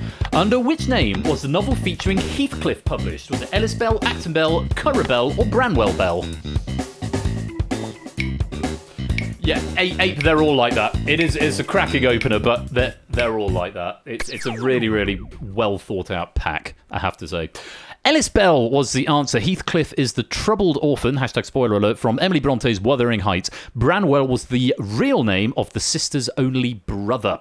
And it's Inca who's getting in with Ellis Bell for 10, AB Me picking up 8, Jerry getting 6, and Matt the Sprat getting 4, and everyone else, I'm afraid, was incorrect. Well done if you got some points there. Let's reset the podiums. And go on. Let's go right along to question number 3. Take a look at this. Which of these is an example of an animal representing the current year of the Chinese zodiac? Bos Taurus, Equus Caballus, Oryctolagus Cuniculus, or Gallus Gallus?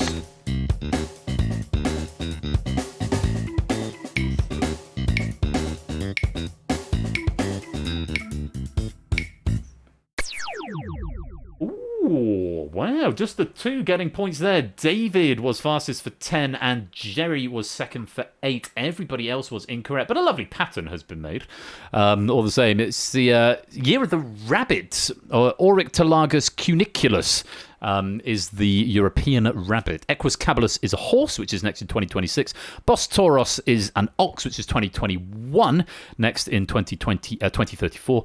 The Gallus gallus is the red jungle fowl, genetic ancestor of domestic chickens for Year of the Rooster, which will next be in 2029. There's a surprising amount of disagreement among taxonomists about which species modern domestic chickens belong to. But well done if you did get a right answer on that one. Let's reset the podiums. As we go on to question number 4, take a look at this.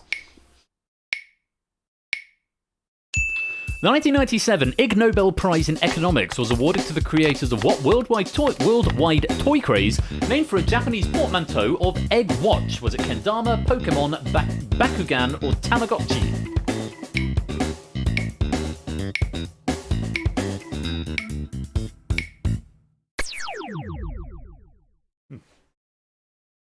Sorry, I got some non-alcoholic beer in my mouth. Nice to see a few more green and yellow lights there. Unfortunate for the yellow players, it's Tamagotchi is tamago, which is egg, and ouchi, which is the Japanese version of the English word watch. The prize was awarded for diverting millions of person-hours of work into the husbandry of virtual pets. Pokemon is Pocket plus Monsters and was not released outside of Japan until 1998. Kendama is Sword and Ball and is a traditional wooden skill toy. And Bakugan is Exploding plus Sphere and is an anime and or card game and or some sort of fighting toy balls, all of which I do not understand. Toot was the fastest there for 10 points. Inca managed to pick up 8. Jerry getting 6. AB Me getting 4. And Apodo picking up 2. Necograms was incorrect. BC Shapes, David, Kegler, Matt, and Matt were all correct, but unfortunately just a little bit too slow. Bad luck there, but well done if you did get points elsewhere. One more question in this round. Question number 5. Fingers on buzzers. Here it is. A poker variant similar to Texas Hold'em, but with players having 4 hole cards instead of 2, is named after the largest state in what US state? Is it Louisiana, Nebraska, Missouri, or Illinois?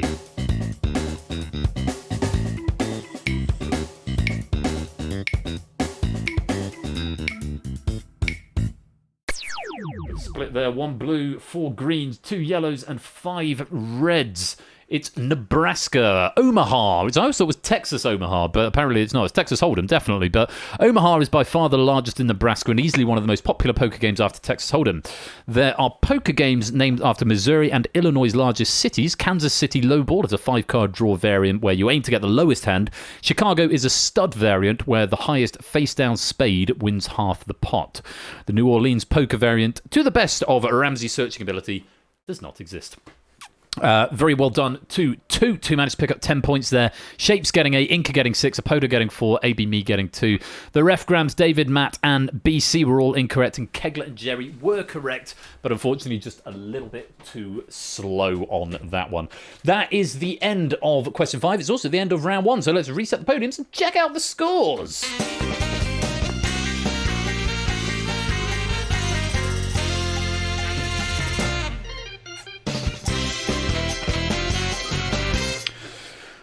So, an interesting disparity in scores here. Our top row, Inca on 32, Toot on 30, Jerry on 26, AB Me's got 14, David's on 10, Shapes on 8, Apodo on 6, Matt and Kegler both on 4. The ref, Grams and BC are yet to score, but still plenty of time. Plenty of time to make up those scores. Let's go on. Oh, before we do, let's check out the scores in the lobby game. Because that's a thing I can do, isn't it? Mark with the lead, 36. Fernando's got 34. Topper on 24. Jack, 22. Kodo, 21. Apes on 18. Stimson's Angle on 11. Puzzle Down on 8. And Submarine on 7. So all of our lobby players have got some points to play with due to the abundance going out in that round. Let's go on to... you should have, incidentally, individually seen how many points you got per question, lobby players. They would have been pinged back to you on Hackbox, but we only look at it once per round in the lobby game on the big screen. Emerging from the fog, yeah, it's been commented on that fade is quite well done. I'm fairly happy with it. Let's go on. Round number 2. Round 2 is chicken. I'm aware that's a goose. Bid from 1 to 10 based on the category. This is the amount of points you are risking on the question. I'm aware I need to change the colours of the greens and the reds here so they're consistent with the rest of the greens and the reds in the game. Only the 6 highest bidders plus tied lowest bids will be eligible to answer the question, so bid high if you definitely want to play. Low bidders will earn 1 point for each abstention or incorrect answer given by an eligible player up to a maximum of their bid. For eligible players, correct players will award their bid, incorrect players will lose their bid, and abstaining players will lose half of their bid rounded up. This to prevent you from just bidding 10 on every question and then thinking, oh, I don't know, I'm just going to leave it blank. So there's still a penalty if you are in, but you abstain. Hopefully that all makes sense. And you have to tap the number. The numbers from 1 to 10 will be printed as buttons, and then you need to answer as a full answer on the question itself. So, getting ready for the first category. 10 seconds to cast your vote. This does go by quite quickly, so be ready on those buttons. The first category is... Play with your food. Hello, Lupine. Welcome to the stream. That whisper's not gone through. Might be case sensitive. It shouldn't be, but it might be. And let's have a look. AB, me, Jerry, Kegler, and BC are not eligible. Bidding for all of them, bidding 2 apart from BC, who bid 1. And our eligible players are you're in now, Ralph, I see, which is good. Excellent. Hello, by the way. Shapes, David, Toot, Grams, Inca, the Ref, Matt the Sprat, and Apodo. Half of those bidding 4. Grams and 2, and David bidding 5, and Shapes bidding 6. So let's see how you get on with this question. Full answer required, 20 seconds to get it in. Here's the first question. Play with your food.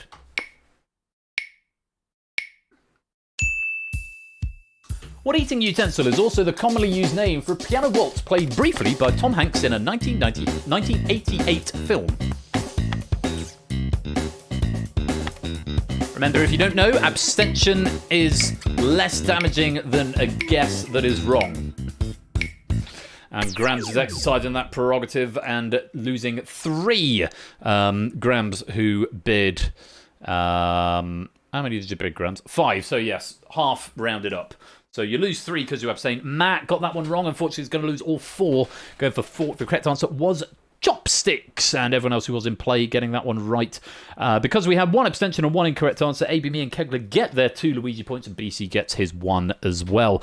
Tom Hanks and Robert Loggia briefly play Heart and Soul and then Chopsticks on a giant electronic piano in a famous scene from the 1988 film Big. Chopsticks was originally published in 1877 by 16-year-old British composer Euphemia Allen as the celebrated Chop Waltz. It's a that's the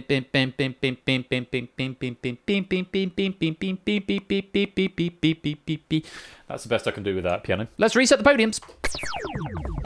And we go on to the next Mozart Sport Waltz.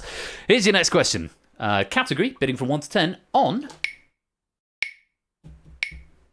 18th century Venezuelans.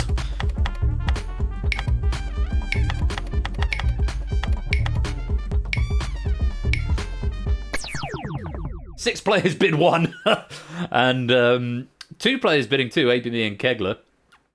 Inca, Toot, and Shapes all with 6. Dave again for 5. You're all eligible for this question. Kind of niche, but that's sort of the name of the game in a weird sort of way. So 20 seconds to answer this question on 18th century Venezuelans. Good luck, here it is. The 24th of July is a national holiday in Venezuela, celebrating the birthday of which military leader who was born in Caracas in 1783. Remember, abstention is less damaging if you don't know the answer. Maybe you're going to abstain, just lose a single one. Kegler is incorrect. Go for Jose Cuevero. Simon Bolivar was the answer we wanted there. Well done if you got that one. 6 points each to Shapes, Toot, and Inca, plus 5 to David as well. Luigi points, 1 point going out to all of our players who were in the abstention zone on that question, or the non-active section. And I think, incidentally, lobby players, if you're playing along, it's the top half who get eligible for the question rather than the top 6. Well done. Let's reset the podiums. As we go on to question number 3. The category, bidding from 1 to 10, is... Sporting biking attire.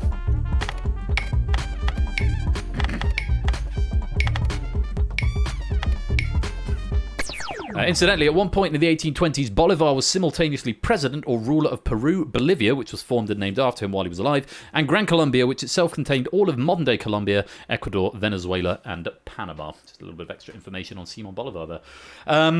Let's have a look. Oh, hello, Claire. Welcome to the stream. I see you getting validated.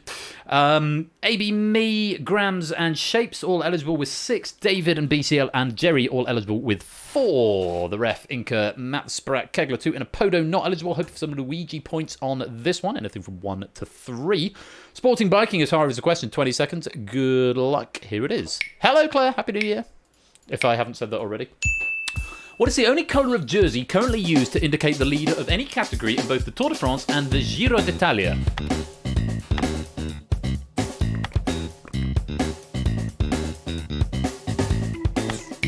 Remember, abstention is less damaging than incorrect answers. Everyone has attempted it. Only one of them is right, though. Very well done, BC. White. Ramsey and I did discuss this question, and we both said this is probably the most difficult one in the game. The answer is white. Pink, green, green, green, yellow. White, the correct answer. So everyone getting all of their Luigi points in the abstention zone. AB me actually losing 6, as is Shapes, as is Grams. David and Jerry losing 4. BC picking up his 4. So both events use the white jersey to denote the best young rider, the rider with the lowest general classification time under the age of 26. Tour de France uses a yellow, green and red polka dot jersey for their overall sprint and mountain leaders respectively, while Giro currently uses pink, purple and blue. So white is the only one used by both to indicate the leader of any category, if that makes sense. Well done, BC, picking up points there. Let's reset the podiums. There we go. Thank you, game. A little blip there. On we go. Next category, bidding from 1 to 10, and the subject is card games on film.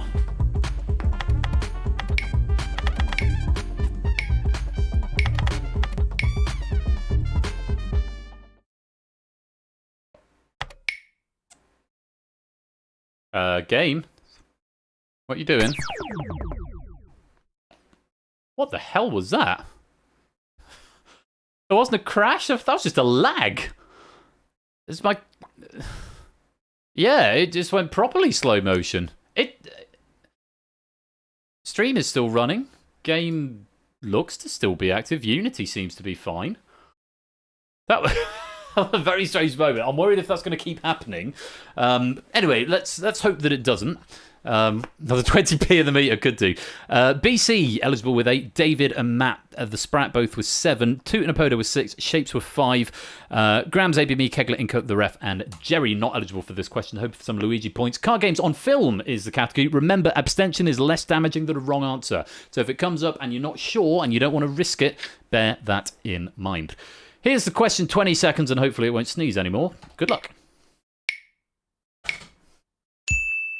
In what 1962 film does the protagonist famously introduce himself in the Le Cercle Club of Les Ambassadeurs while playing Chemin de Fer? We're after a film here.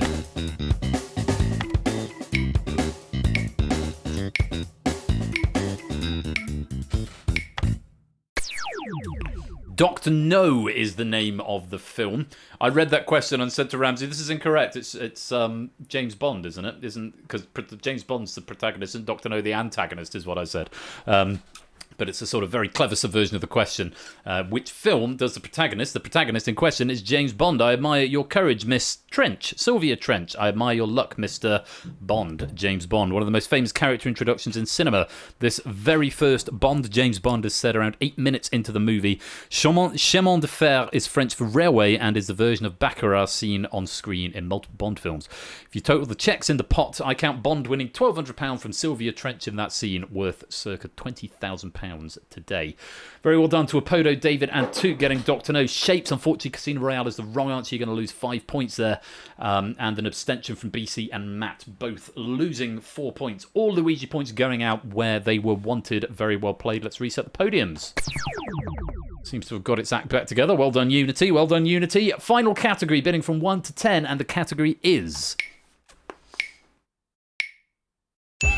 He's how old?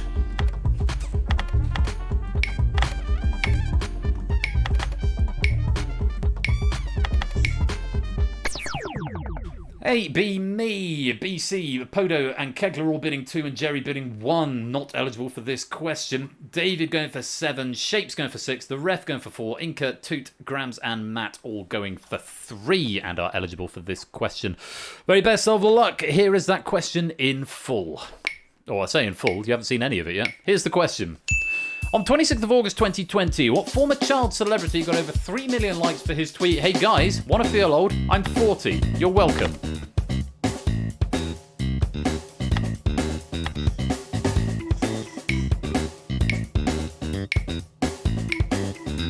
Grams and Matt gonna play it safe, just losing the 2 points. Everyone else was correct. Macaulay Culkin was the answer. Maximum of 2 Luigi points going out there. Which was a low bid anyway, so that's fine. Yeah, Macaulay Culkin happens to share a birthday with me, which is the only reason I knew that one before I'd even seen the answer. I do vaguely recall the tweet. Other people I distinctly remember being famous children but are apparently now grown-ass men include Daniel Radcliffe, who is now 33, and Hallie Joel Osment, who is 34, which is slightly terrifying. Getting old, Ben. Getting old. Anyway, very well done if you picked up some points there. That's the end of question 5 and the end of round. A message from our sponsor, Matt the Ref, with the Google That Sting. Is that the Google That Sting? You guys give up. Are you thirsty for more? Very nice, very nice. You guys give up? Oh, yeah, thirsty for more. I like the second film. My wife doesn't like the second film as much as the first film. She likes it, but not as much. I think I prefer the second film because I'm a sucker for Tim Curry. But yeah, great. Never! Oh, I love that film. We watched them at least twice over Christmas, each of the first 2. Anyway, that's the end of question 5. It's also the end of round 2. Let's reset the podiums and check out the scores. Come on, game. Game? What you doing? It's not going to line up nicely with the Sting anymore. At least it's staying awake. Yeah, copy, please. What you doing? End of round 2. 2's got the lead with 51. Inca's in second, 49. David jumping up to third now with 30. Jerry has got 28. Apodo on 20. Shapes on 15. Abeme's got 14. Kegler on 11. Matt's on 6. Other Matt's on 5. BC on 4. And Nicogram's on -7. But don't worry, we can still change that around. Plenty of time to change that score around, Nicogram. Let's check out how the lobby's getting on as well while we're at it. Fernando now has the lead with 53. 8 moves into second with 39. Jack's got 36. Mark's on 30. Topper on 17. Silent Marine 15. Colo 10. Claire's on 7. Puzzle Dan and Ralph on 6. And Simpsons Angle yet to score, but still plenty of time. Welcome to the game. Latecomers, good to have you with us.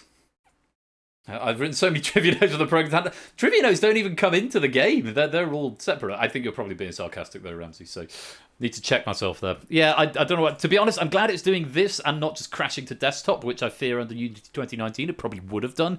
But it's just having a little sneeze. There is a time machine built into this game, so I should be able to recover all data in the event it does crash. But it hasn't happened yet with a game in Unity 2020. Fingers crossed, tonight isn't going to break that trend. Let's go on. Round 3.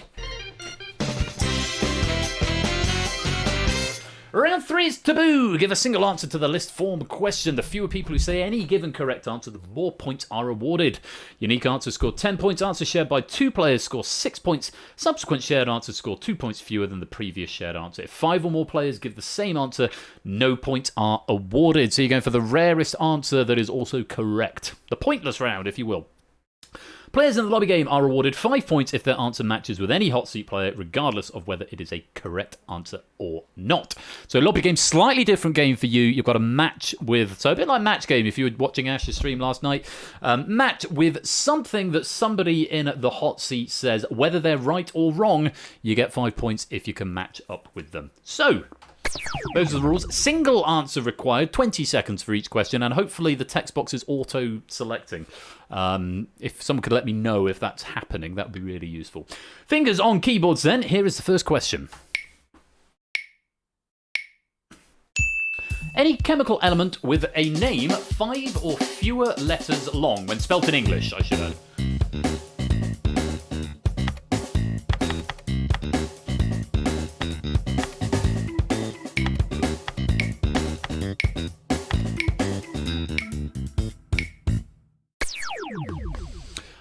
Lots of green and a few blues up there as well. Xeon. I've got Xenon. I think I'm going to condone that, Kegler Coach. That is phonetically plausible. It's probably just a slip. I don't know if you're mixing up Xeon and neon. No, maybe you did mean neon. I'm going to have to come to you on that, Kegler Coach. Which did you mean? Academic, anyway, because they're both, there's one of each. Did you go... I'm feeling quite generous with that. I can see what you're getting at, unless you think you shouldn't have that. What do you think, Kegler? Were you going for Xenon? You were going for Xenon. All right. Player index to focus on. That would be Kegler Coach. Zoom. And you were going for Xenon, so let's condone answer as Xenon. David will be thrilled about that. You've just taken 4 points away from him. It was a unique answer up until that point, and welcome to the stream as well. Yes, you're going for Xenon. Who put Xeon in the lobby? Today's your lucky day. Completely thrilled, I'm sure you are, David, but fortunately all the condoning sort of does itself, which is great. Or not condoning, but all the marking does itself. Argon, boron, gold, iron, lead, neon, radon, tin, xenon, and zinc. The only answers no one went for were lead or zinc. Nobody going for those two. All the other answers were given by 1 or 2 players, so 10 or 6 points going out to most players there. Expanding to elements 6 letters long would add an additional 18 correct answers. Well done if you have picked up some points. Let's reset the podiums. I love how this condones now. Very happy. On we go. Question number 2. Just marks itself. I just have to press a button. Any winner of the Emmy Award for Outstanding Comedy Series from 2000 to 2022?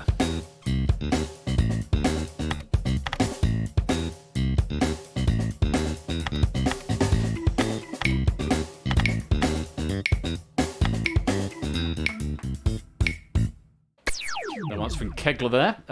Let's have a look at the answers you could have had. Will and Grace, which no one said. Sex and the City, which no one said. Friends, which one player said. Who said Friends?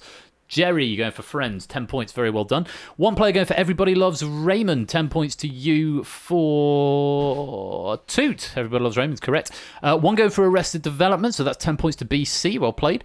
Nobody going for The Office. 2 players going for 30 Rock, so 6 points each to Grams and David.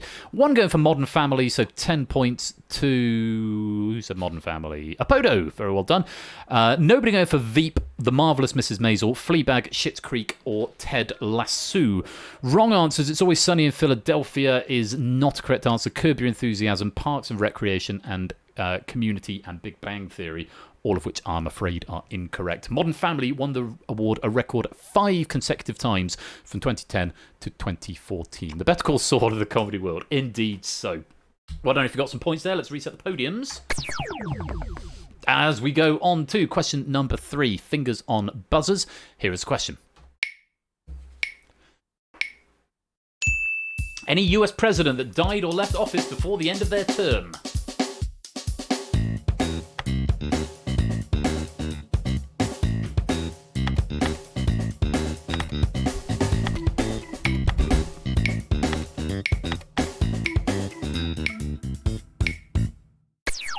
From Grams there. Most getting correct. Matt the Sprat just going for Jimmy Carter. Not one of the answers on my list, I'm afraid. 2 players going for William Henry Harrison. So Toot and Jerry picking up 6 points each. Nobody going for Zachary Taylor. 2 going for Lincoln. David and AB Me, 6 points each to you. Nobody going for James Garfield. 2 going for William McKinley. So Kegler and BC, 6 points each to you. Just the 1 going for Warren G. Harding.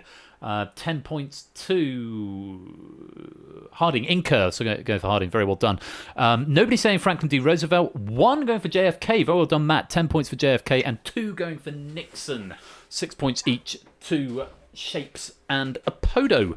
1 resigned, that was Nixon. I am not a crook.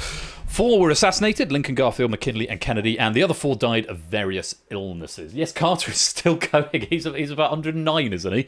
No, he's maybe 92, 93, something like that. Robin Hero shot JFK. You heard it here first, folks. Hello, Jack. And welcome to the stream, Inca, formally as well, typing in the public chat for the first time. Let's go on. Question number 4, fingers on keyboards, my dudes and dudettes. Here is the question. Facts. Any country that has won an Olympic medal in curling.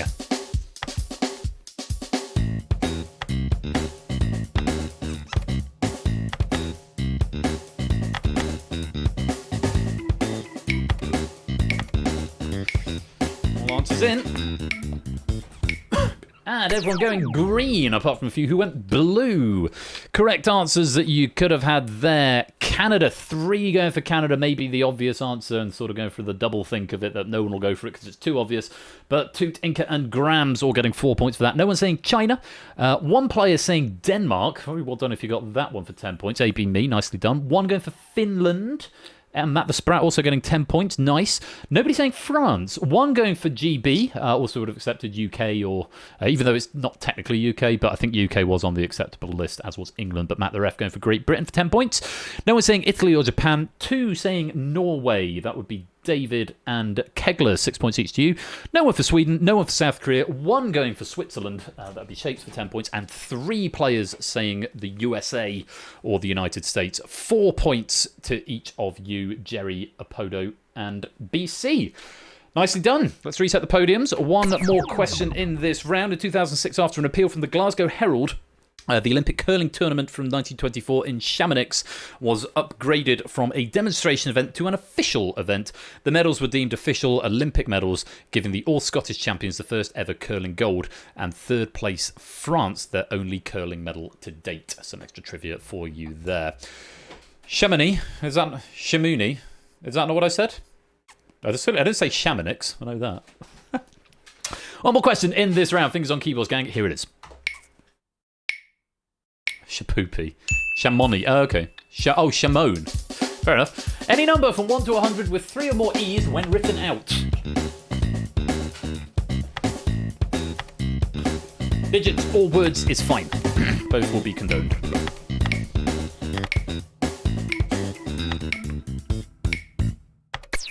Oh, Inca just getting an answer in the nick of time. 93, which was correct. Which, Apodo is delighted you got that answer in the nick of time, because it's taken 4 points away from him. Those are the answers you could have had. Kegler Coates, the only wrong answer up there, an abstention from Nick Grams. 33 has only got 2 E's in it, I'm afraid, Kegler, at the end. Nobody going for 11, 17, 18, 19, or 23. Just the one player saying 27. That's Matt the Sprat for 10 points. 2 going for 71. For 6 points. That would be David and AB Me, both saying 71. 3 players going for 73 for 4 points. Jerry, Matt, and BC, 4 points each. Nobody then going for 75, 77, 78, 79, 80, or 83. 1 player going for 87. That was Shapes for 10. 2 players going for 93. That would be Apodo and at the last minute Inca for 6 points each. And 1 going for 97. That would be Toot for 10 points. Very well done. Not much else to say about that question. But if you don't include the word and, the first number to contain 3 A's is 46 digits long. So there you go. Good trivia for you right there. That's the end of question 5. It's the end of round 3. Let's reset the podiums and check out the scores.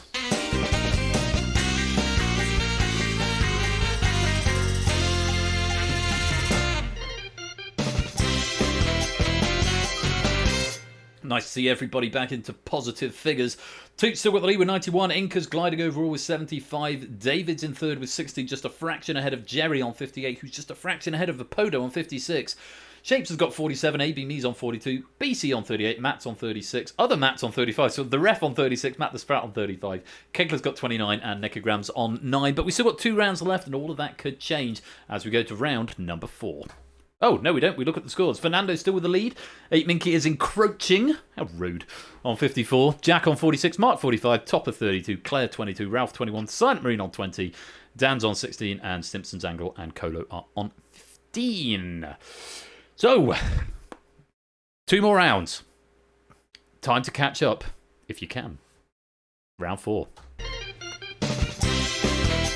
Actually, Claire. It is very much Claire's Hackbox nickname. Round 4 is the blind auction. Bid on how many questions you can answer on a pair of categories from 1 to 10. Abstaining from bidding will cause a default bid of 1. So again, you got to press to get your bid in at the start rather than type, and only 10 seconds to do it, so make sure you do get it in. Although you can, of course, throw to increase your bid. 10 increasingly difficult questions and alternating categories will be asked. Each question is worth increasing more points. The first is worth 1 point, the second is worth 3, the third is worth 5, and so on. If you successfully answer the number of questions you've bid, your bank your points and are frozen out of the rest of the round. Answering a question incorrectly will increase your bid by 1, though there is no penalty for abstention. So if you bid a bit low and you think, actually, I should probably do better than this, you can throw a bid to increase your bid, but remember, abstention doesn't change your pips, doesn't change your bid. You can sort of just stay where you are. If you fail to reach your bid, you score no points for the round, and if it becomes impossible for you to reach your bid, you'll be frozen out of the rest of the round. So bear that in mind when you're bidding. Same rules apply in the lobby game. 10 seconds. Make sure you get it in. Bidding from 1 to 10. It's just a button press away. If you don't put in a bid, you'll be given a default bid of 1. Get ready for the categories, which are foxes and hounds.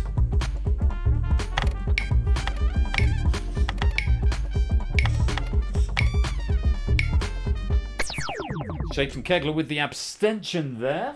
Just a target bid of 1. Remember, you can increase that if you think 1 is too low for you. You can increase that with an abstention, but if you answer a question correctly, you will be frozen out the rest of the round.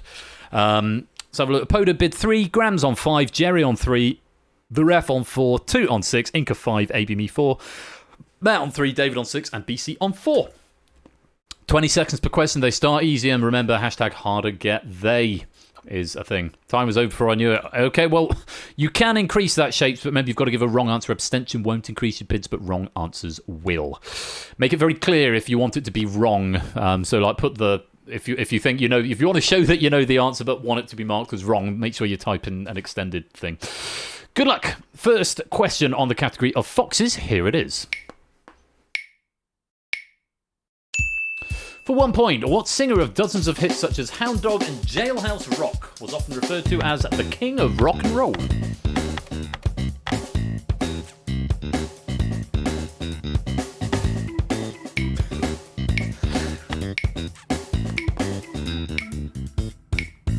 Apodo sitting tight on this one. Elvis Presley was, of course, the answer. If we went back in time as far... I'm going to read that because for some reason it's showing the hounds question first, and I've nearly read the wrong factoid, which might give away something. I think it's done the wrong way around. I'm just going to very quickly check that the rest of the pack... I'm just going to very quickly check that it has imported all the questions, because if it's missed off a question, we're going to have bigger problems when we get to the end of it, and I'd rather catch that now. Just give me a second. It's going to go to the BRB screen for a moment, just while I check it has got it. It might have simply translated them around, but it might have missed off one of the compilation ones.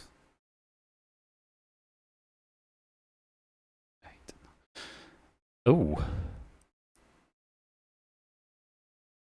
Right.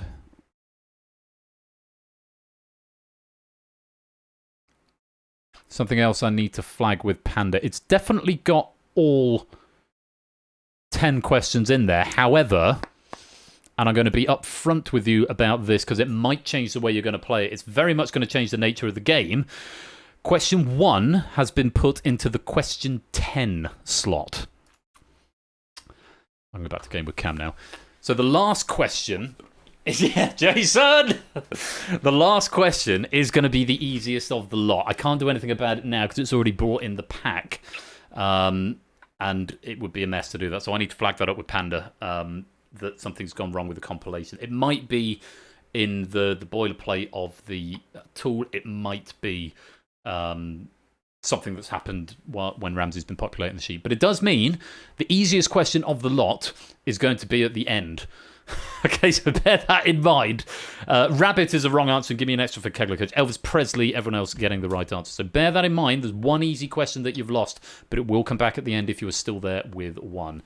Final question is the easiest based on the author proofer. Please answer accordingly. Indeed. Thank you very much for that announcement there, 8Minky, just to clarify with everybody. No other drama there. Everyone getting the correct answer of Elvis Presley. And if I read the right piece of trivia, the official UK charts list 139 top 40 songs for Elvis. US charts vary, as there were many non-standardised charts at the time. Many of his early hits, such as Hound Dog, Heartbreak Hotel and Blue Suede Shoes, were actually covers, as was very common practice in the 1950s. I like this plot twist. That's a bit of jeopardy. Yeah, I wouldn't want to do it every week necessarily, but a new tragic way for me to fail or therefore. I love it. Let's go on. Let's reset the podiums. As we go on to question number 2, which is actually 3, but is worth 3 points. Have a look at this. This one should be on foxes. Cats are to feline as foxes are to what? This was the second of the foxes questions.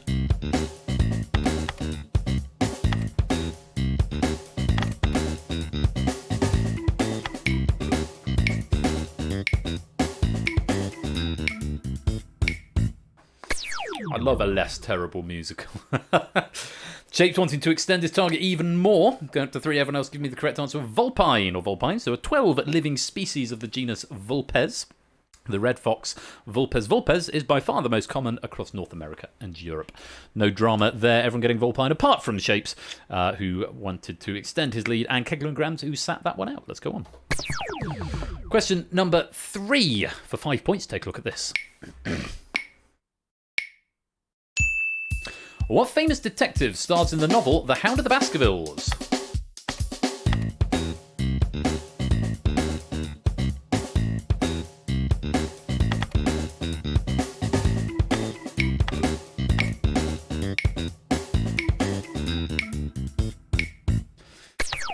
Shape's not wanting any more, but he's also not going to attempt this one. Sherlock Holmes was the answer. Hound was the first Holmes story written by Arthur Conan Doyle since the adventure of The Final Problem 8 years prior, in which Conan Doyle unsuccessfully tried to kill off the detective. There's a throw from a Podo Nuevo, and I thought I heard an answer come in late. Oh, Shapes did say more, please. Said incorrect. I'm not sure if it's going to mark it. It might screw up your pop-up bubble now, Shapes, and I'm not sure what it's going to set your target as. Oh, it didn't take just Sherlock. I can't do anything about that, unfortunately. General rule is surname only is fine for real people. First name only is fine for fictional people. We probably should have allowed Sherlock there. I can only apologise, Puzzle Dan, but Sherlock Holmes or Holmes was the answer on the card. I got second and third queue, past first queue, and have 8 points. Yeah, that'll be a last-minute answer there, Shapes. Yeah, 3 plus 5, Fernando. Yeah, 3 plus 5, so that is correct. Yeah, 1, 3, 5, 7, etc. Let's see what happens to...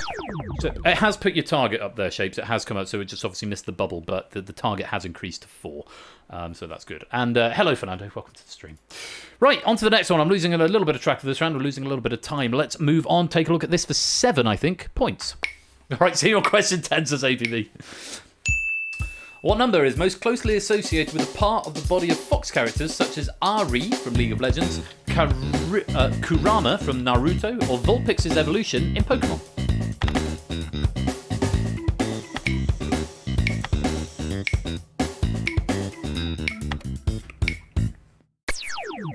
Nine is the answer. The nine-tailed fox spirit is a common feature of East Asian mythologies appearing in Chinese, Japanese, Korean, and Vietnamese tales, often as a mischievous, shape-shifting trickster. PC's 8. It's 9, but I foolishly want a pip. Okay, you can have an extra pip. 9 is the correct answer. Most players getting that one. I don't think anyone's banked out yet. Oh, Inca might have just banked out there. No, because the target goes down already. So no one has banked out yet. Let's go on to the next question. A few ones, though, left here. Inca, AB Me, Kegler, Matt, Jerry, all on 1. BC, Matt the Ref, Grams, Apodo, Toot, and David all on 2. Shape still chasing 4. Though remember that weird quirk of this particular pack where the last question is going to be the easiest one. Good luck. Next question. This one's worth 9 points. Take a look at this. Just realised that last one should have been worth 9 points, which would have been really nice if the pack had come together in the right way. Question 5. What breed of hound owes its name and shape to being specifically bred to hunt burrowing animals such as badgers?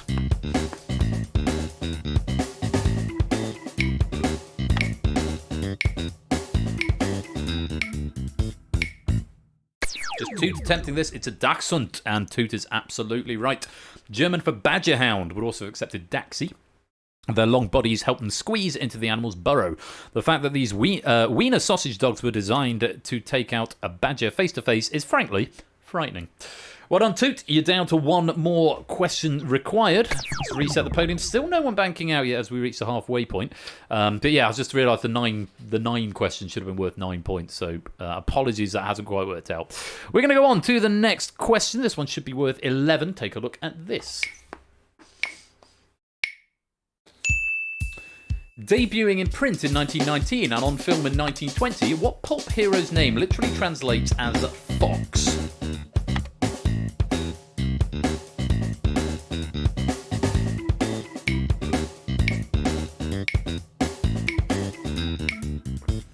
Just the three going for this one, and all three are correct. Zorro was the answer, as in The Mask of. Shapes, Podo, and Toot all taking it, and Toot banking out on that question.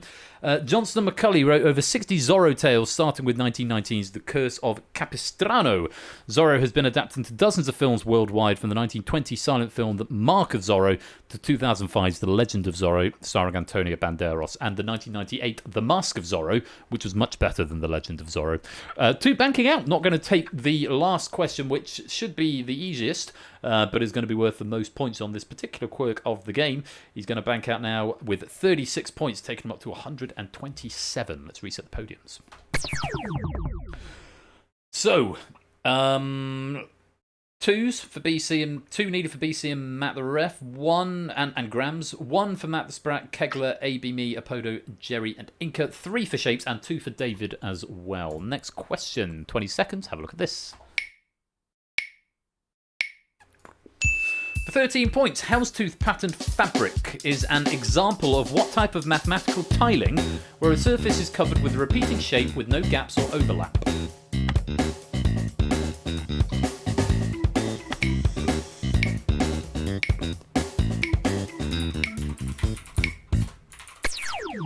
Tessellation, and I'm googling fractals now, but I don't think that is going to be right. No, it's not, because you have got gaps in a fractal pattern, and also it's a houndstooth, named for houndstooth. Tessellation is what we wanted there. Examples of houndstooth pattern fabric have been found in continental Europe and Scandinavia, dating possibly as far back as 360 BC. Question 10 failed by me is going to be real embarrassing considering I've known all of these so far away. Oh, let's see what happens. David is going to get an extra pip. He needs 3 from 3. Scary times. Let's reset the podiums as we go to question number, the next one, 8, I think. 20 seconds on the clock. Have a look at this. For 15 points, what Norwegian comedy duo reached number 6 on the US Billboard charts in 2013 with their viral song and music video about fox sounds?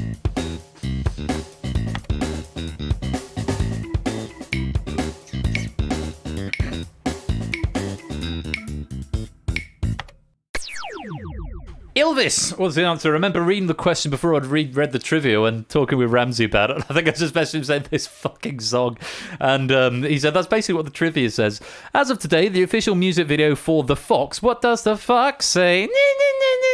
Oh, fucking hell. It's going to be in my head now. Has over 1 billion views on YouTube. Words cannot adequately describe how much I hate this song. To this day, I get asked the damn question. My pain is immeasurable and my day is ruined. But the answer is Elvis. Very well done if you got that, BC, Shapes, Grams, and David. Everyone's setting up for that target of 1 on the final question. David needs the next one as well, as does Matt. Everyone else just needing 1 more. Playing the strategy of this particular quirk in the pack to their advantage by the looks of it. Let's reset the podiums. Question number 9. For 17 points, have a look at this. In 1960, the first ever Emmy Award given to an animated program was given to a cartoon show starring which eponymous hound?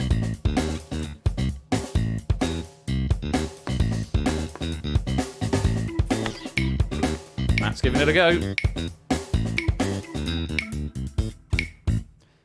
David's not even going to try. He's going to go grayscale. Tom and Jerry is not the right answer. Huckleberry Hound is what we wanted there.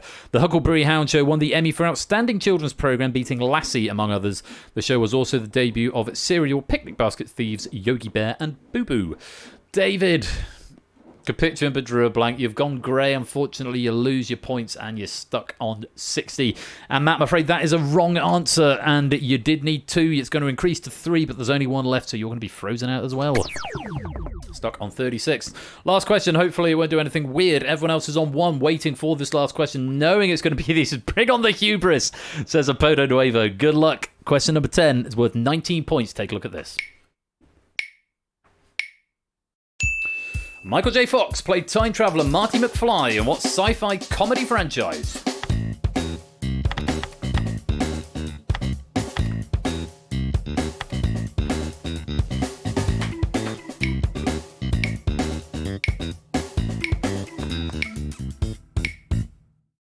And everyone's got it. Back to the Future was the answer. I realised when I started reading the trivia, something had gone wrong. Because the trivia was in relation to the Elvis question. If we went back in time as far as Marty went in the first film, we'd arrive in 1993. Yikes. Bloody hell. I was alive then. Back to the Future was the correct answer. Topper. Goodness me. Inca banking 35, Jerry banking 23, Apodo banking 40, Shapes 58, AB Me 28, BC 43, Matt 23, Kegler 24, and Grams 47. Would it be interesting to vary the curve in this round? I don't know. It's just been this way for so long. It feels weird to do anything else. Though it's always an interesting experiment, even if it was foisted upon us. That is the end of question 10. It's also the end of round 4. So let's reset the podiums and check out the scores.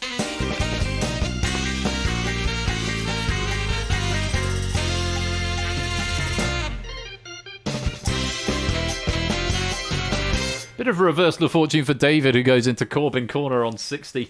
But it's 2 who's got the lead with 127. Inca's gliding overall with 110. It's Shapes in third on 105. Apodo there with 96. BC and Jerry both on 81 in the middle. And AB Me has got 70. Welcome to the game, Sneed, in the lobby game. David on 60. Matt on 58. Grams on 56. Kegler's got 53. And the ref on 36. How are you getting on in the lobby? Fernando still with a lead of 105. 8 Bingy on 91. Jax on 89. Ralph on 80. Topper's got 60. Claire on 60. On 50. A message from our sponsor, Silent Marine. Mark on 45. Silent Marine 42. Dan on 16. Can you imagine if this happened on Escape Artist? Simpsons Angle and Colo on 15. And Sneed has only just joined the game. Can you imagine if this happened on Escape Artist?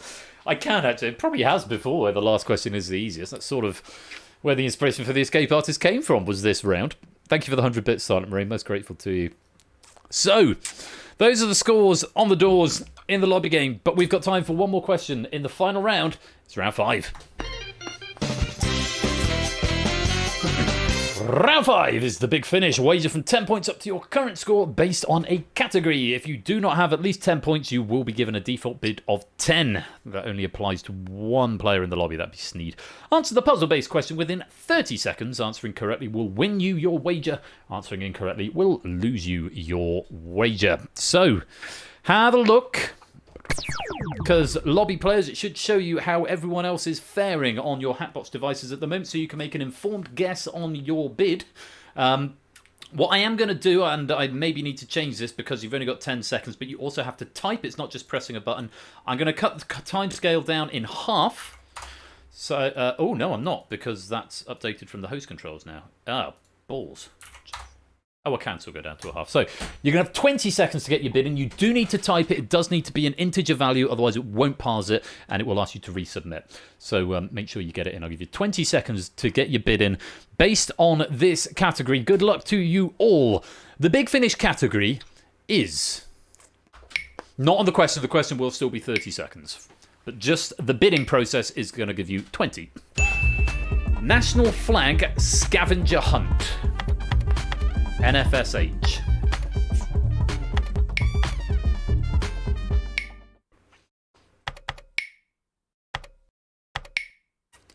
There we go. There's everyone bidded from there.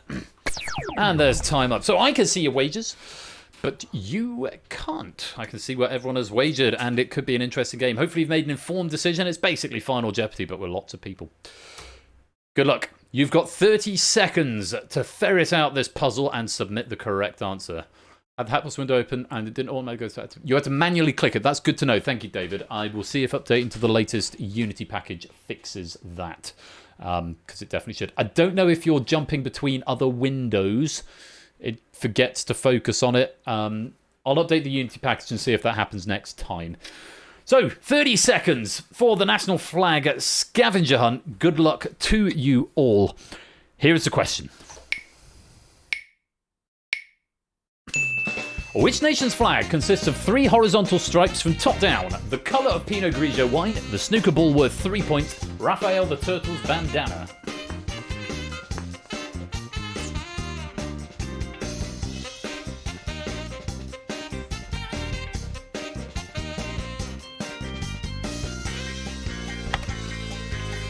Quickly, quickly, quickly!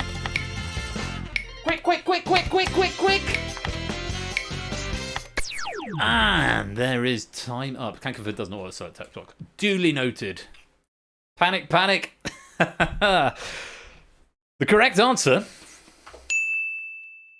is Bulgaria. Definitely not going to get it. The flag of Hungary has the same colours, but in a different order. The colours in question are white for Pinot Grigio, green for the snooker ball, and red for Raphael the Turtle's bandana. All of those questions were alluded to, or they certainly were when the question was first written. It's been sort of rewritten somewhat. Hey, flag was in the category. If you know you're not good at flags, that's something to bear in mind. I haven't seen if you're right or wrong, so we will see it in real time. We were looking for Bulgaria. Let's start with Matt, the ref. What did you say? Malta, not the right answer, I'm afraid. You're going to lose 36 points. Thank you very much for playing, Matt. You go with what you came with.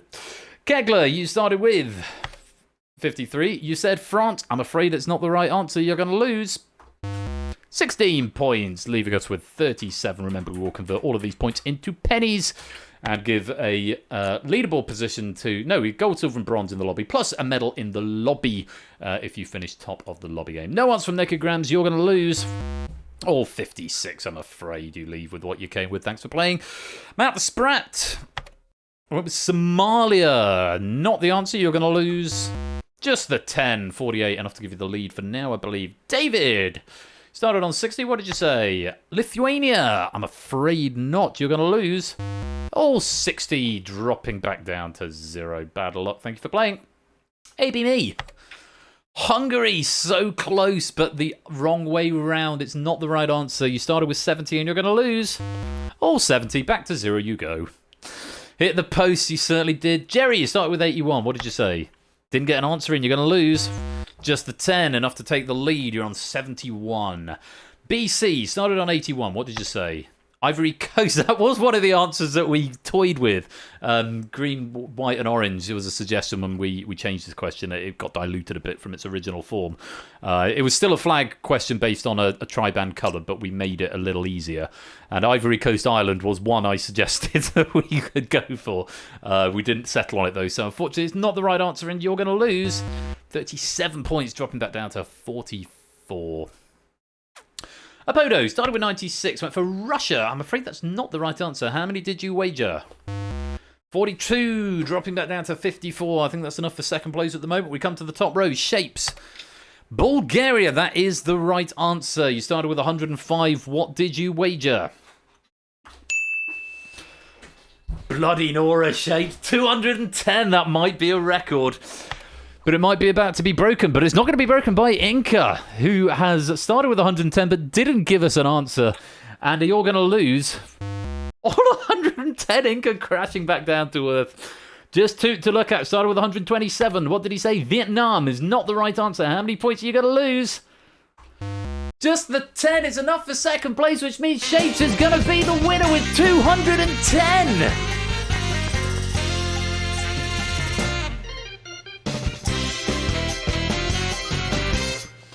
GG's to Shapes. 210. I think that might be the highest score we've seen. I can't remember. I forget. But has it broken the 200 mark before? I don't know if it has. My refusal to learn flags hurts me again. Flags are a good thing to learn. But well done to Toot picking up the silver, 117. And Jerry taking the bronze with 71. If you've got a score greater than 0, we'll convert that into pennies for you and add that to your bank total. Let's check out the lobby for the final time, and it's Mark who takes the lead with 90 points and gets the lobby medal. Ape gets 6, a very nice 69. Ralph 44, Silent Marine 32. Message from our sponsor Matt the Ref. It's a new Google that record. and Colo25, Claire25, Puzzle Down 6, and everyone else getting 0 or fewer. Thank you for the 210 bits there, Matt the Ref, to celebrate Shapes' Google That record, 210 points. Gold, silver, and bronze going out to Shapes, Toot, and Jerry, respectively, and Mark getting that coveted lobby medal as well. Huge thank you to Ramsey Fox for not only a very well-conceived pack, but also a really thorough deposit of trivia and extra information. It was just a joy to proofread, and it was great to go through it with Ramsey, working one-to-one with him yesterday morning. Very little needed changing in it. It was just really solid pack, right in the spirit of the game, what Google That should be about, challenging without being arbitrary or obnoxious. So really enjoyed that. So thank you very much. And apologies for that mix-up on the question at the end there. 2 things I need to mention to Panda on the Google That sheet. It was accessible. It was very fair and accessible. Right.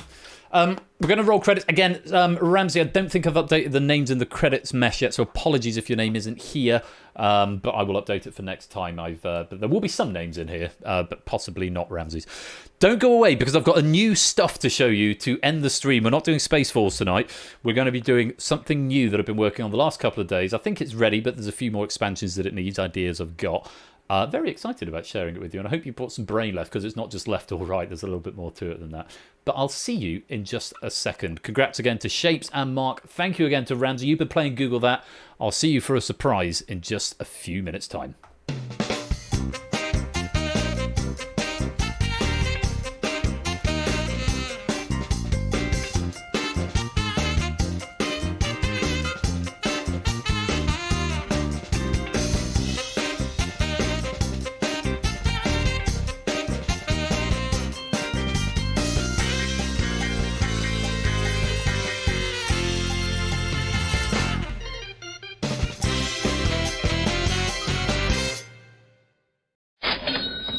There's a bonus for you if you'd like to claim that. Let's just pop to the BRB screen.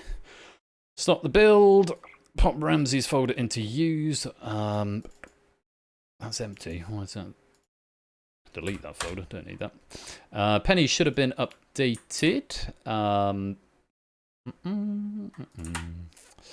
Right. Google bonus available now. And let's put the camera back on. Right, end of night game. This is going to become the new thing. We'll balance it with Space Force. But hope you've reserved some brain power. I'm very pleased with this, I have to say, but I don't want to sell it too hard. You might hate it. But I'm going to stop the bonus in 5, 4, 3, 2, 1. Stopping the bonus. Right. You're ready for this. Here we go. To the Crystal Dome! Yeah. We have the Crystal Dome at the end. No, not the Crystal Maze, just the Dome. Though if you like the format of what it is, it's all procedurally generated puzzly things. Yeah, it could extend into the full experience. I don't know, probably not. Catch flying credits, yes. A little bit more to it than that. And a message from our sponsor, Matt the Ref. To the Crystal Dome. To the Crystal Dome! Thank you for the 100 bits. Right, let me explain the rules real quick. Correct answers and gold tokens. Incorrect answers and silver tokens. Join the game, and you can do this now, by predicting how many tokens in total, gold minus silver, will be earned by the group. Closest to the total wins 50 bonus pennies. Open question as to whether or not it should be whatever the total is rather than a static 50, but it's possible for the total to be negative, of course, so bear that in mind. Players earn 5 pennies per gold token, but lose 5 per silver token. 12 puzzles will be displayed, 1 every 5 seconds. Answers may still be submitted after the puzzle has moved on. 5 seconds grace time are given at the end. Whisper all answers to Persephone's Twitch spot. And the answers are a single character. All of the answers will be a single character. Bear that in mind. You won't be able to submit more than 12 answers either. So bear that in mind. Okay, David. Yeah, it makes sense. So, there's the bridge. So, Okay, apparently that has changed size and I've not checked that. Game, puzzle mesh, that should probably be 70. There we go. So, get your predictions in. What you think the total will be at the end. And then you get individual pennies for collecting gold tokens, though you can't go down below 0. So if you end up with like minus 20, you won't lose 20 pennies. You just won't get any new ones. And you can join any time, but I'll leave it here for a few minutes because then when we start, so the puzzles are going to be word or number based puzzles. At the moment, there are 3 categories of puzzle in here, and they're generated at random. There's 3 categories of puzzle at the moment. I have ideas for 2 more. I implemented 2 of them yesterday and 1 of them this afternoon, in addition to doing all the sound and a few of the extra effects and stuff. So, answers will be a single character. You must whisper them. They won't be processed otherwise. Okay, so make sure you whisper them. And remember, you can submit the answer even if the puzzle has gone by. So, and then you get that 5 seconds grace at the end. So don't fear. It's sort of a bit like brain teaser, I suppose. Yeah. Answer as many as you can. You don't have to answer all of them. 1, 2, 3, 4, 5, 6, 12, 12. There's 25 players in. So, I think that's enough. I'm going to hand over to Richard O'Brien, and we'll get this underway. Here we go. Will you start the fans, please? Take this sequence, DINS, the next letter is. Think about it, come back to it. Calculate the following, minus 11 plus 9 plus 9. Calculate the following, minus 4 minus 8 plus 14. Take the sequence, KOSW, the next letter is. Take this sequence, BGLQ, the next letter is. Calculate the following, minus 4 plus 12. Take this sequence, WYAC, the next letter is. Take this sequence, ZWTQ, the next letter is. You've shown 2, where's the other one? Calculate the following, minus 1 minus 8 plus 15. Oh, there we go. What appears in that, but not in that? Calculate the following, minus 24 plus 14 plus 11. And minus 11 plus 8 plus 6. There's time up. 5 seconds grace. And let's have a look. DINS, the next letter would be X. The following, minus 11 plus 9 plus 9 will give you 7. Minus 4 minus 8 plus 14 gives you 2. KOSW, and that will be A because it loops around. Brain hurty. BGLQ, the next letter would be V. I'm surprised it only came up with one of the what is in this but not in this. That was the first puzzle I wrote. Minus 4 plus 12. And it varies the length as well. So WYAC, the next letter would be E. It's adding on by 2. ZWTQ, next letter is N. It's adding on 3, but going backwards. We're taking off 3. Minus 1 minus 8 plus 15 is 6. Hot evidence. J appears in the top one, but not the bottom one. Minus 24 plus 14 plus 11 gives you 1. And finally, minus 11 plus 8 plus 6 gives you 3. And penny should have been written to the drive. Well done to Flu Fernando and BC, who had the closest prediction with 130, giving you 20 away. That's an extra 50 bonus pennies to you. Hooray! And whatever your gold minus silver is, times it by 5, and they're the pennies that will have been added on. Let's refresh the app. They should have been updated. And Dogfish, welcome to the stream. 10. 10's pretty good. Pretty good going. BC getting 12. Very good. Yeah, the letter sequences, they're a bit out of left field, weren't they? That's it. That's all it is. Anyone want to play again? See if we get any other what's in this but not in that. Yeah, so it's just a silly little end of the night thing. I just wanted to do something with the Crystal Maze, to be honest. There was another reason I wanted to it. Yes, again. Oh, okay, again. Far be it from me to deny what the crowd want. It's based on number of players, but you need to pick it. Yeah, and that's kind of an interesting quirk, I think, David. But the puzzles will be continually added to as I get new ideas. Basically, any puzzle that can have a single word answer, single character answer. What's the crystals dim if you get a minute? Because I'm really pleased with how they fade out. They don't just switch off. I've tried to remain as sort of the lights are from the modern Crystal Maze, but everything else is from the classic one. So we'll do it one more time. Penny data should have been updated. And let's get going. Second brain teaser run. That's the rules again, in case you need them for a second time, or he's just joining us now. And yeah, hopefully you've all got that. Get your predictions in. Let's bring the bridge up. Oh, and for anyone saying the bridge just suddenly appears, I know water is really hard, and yeah, I got my Aquas water shader. Finally found a real world use case for it, and it looks quite nice. But the bridge is it still just appears because the Aquas water is still just a plane. But yeah, I think there probably is a way to make it look make the transparency work more effectively, but. Other real world use case turn yes. Bridge could be a bridge over troubled water. Could be. Yeah, I had some fun with Blender. Geodesic domes are really, geodesic spheres are really fun. Oh yeah, I need to change the start size of that mesh to 70. I'll do that in a minute. Yeah, so the other two, so you've got what is in this sequence but not in that sequence, and you've got the three number adding and minusing, and then you've got the alphabet sequencing. The other two I've got in mind, one does use data muse. It's going to be a bit more like, effectively a little like Turnabout. It'll just download a word with a short definition and then remove one of the letters, and you've got to put in what is the missing letter. It might be a bit easy, but I need to give that a bit more thought. I was going to do that this afternoon, and then data muse decided it wasn't working, so I did the alphabet sequence this afternoon instead. And the other one is another mathematical one, which I'll say more about as and when I get it. Right, one more time, onto the dome, dear friends. Over to you, Richard. Will you start the fans, please? Take this sequence, NHCX, the next letter is what? Calculate the following, 17 minus 4 minus 13. And this one, minus 4 plus 1 plus 5. What appears in that, but not in that?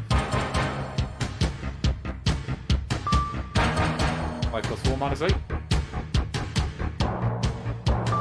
R in JF, what's next? Minus 11 plus 9 plus 5.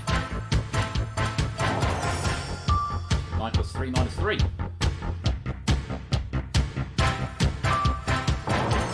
What's in the top but not in the bottom? And again.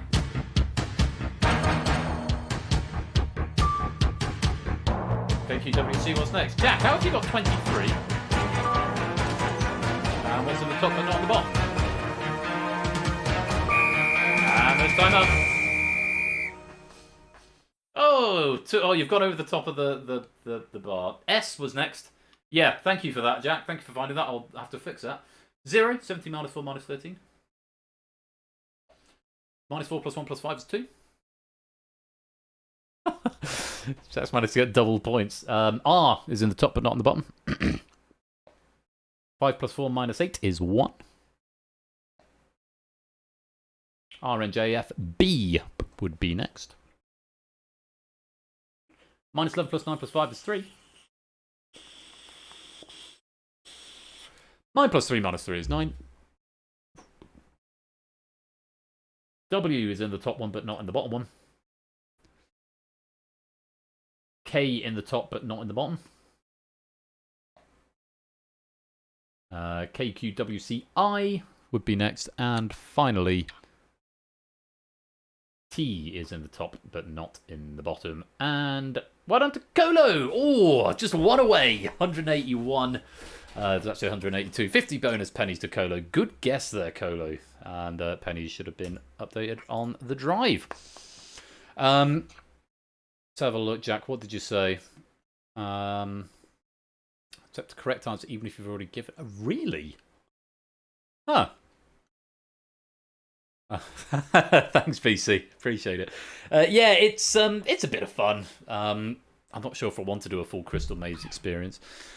Yeah, well, I wouldn't say Jack cheated. Jack exploited a bug in the game, which is on me, really, rather than him. And to be honest, he can have the extra pennies for finding the bug and being honest about it. He could have just said, I don't know what I did, but he's let me know. You could, but you don't know how many number ones are going to come up, and obviously you're losing for incorrect as well. So he just exploited the bug. Yeah. If you like no pennies, then yeah, that would be a good strategy. So 202 gold, 20 silver, which means you actually get a hot air ballooning trip, and one of you gets to go paintballing. It should be an automatic lock-in. Nice. Well, I hope you like that. It's not a bit different.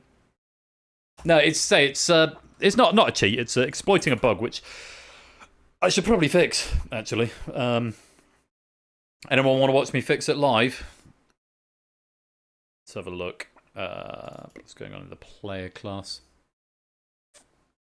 Yeah, I think exploiting it once is fine. We'll do it once more if I can fix it.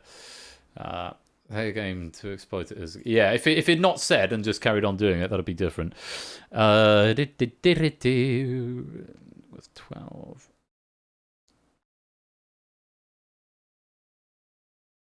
Oh.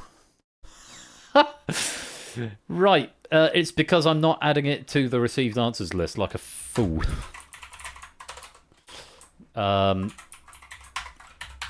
It's as simple as that.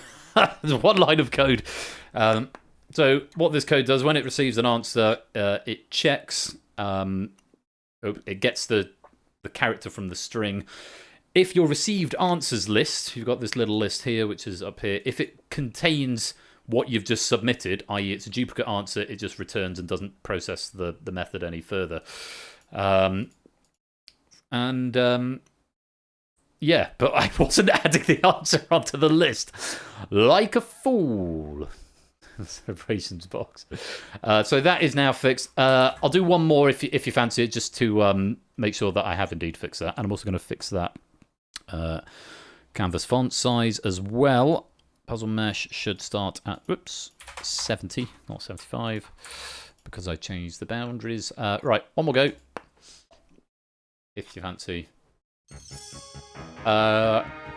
Yes. So you can only submit 12 answers. So if you submit a wrong answer, don't try and resubmit the same one, otherwise you'll lose the ability to submit some of the end ones. So no one should now be able to get more than 12, in theory. Oh, yeah, rules.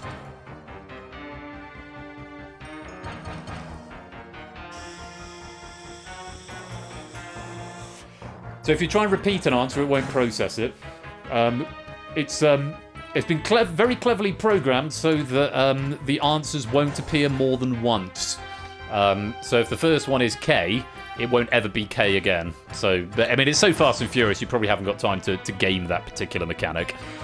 But yeah, that's the thing. So the answers won't ever be repeated, which is why it just throws it out of the method if you try and repeat an answer. Right, one more go if you want some extra pennies. Get your brains working, wait for the sting to finish. It does mean you apparently have the highest score in this game, but there's no leaderboard for this, Jack. It's just for pennies. Right, will you start the fans? Did it? I'll go back and watch the VOD, Ramsey, because it shouldn't be able to. But I'll double check that. Will you start the fans, please? Will you start the fans, please? I said that already. Right, what appears in the top but not on the bottom? And again.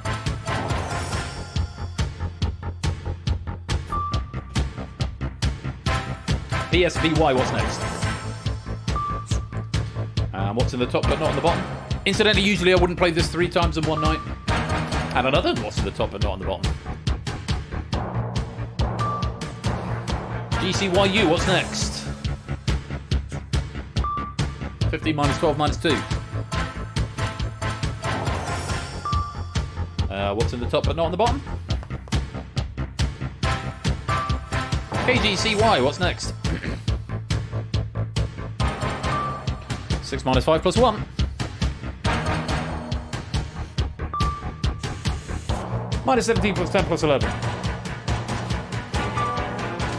And what's in the top but not on the bottom?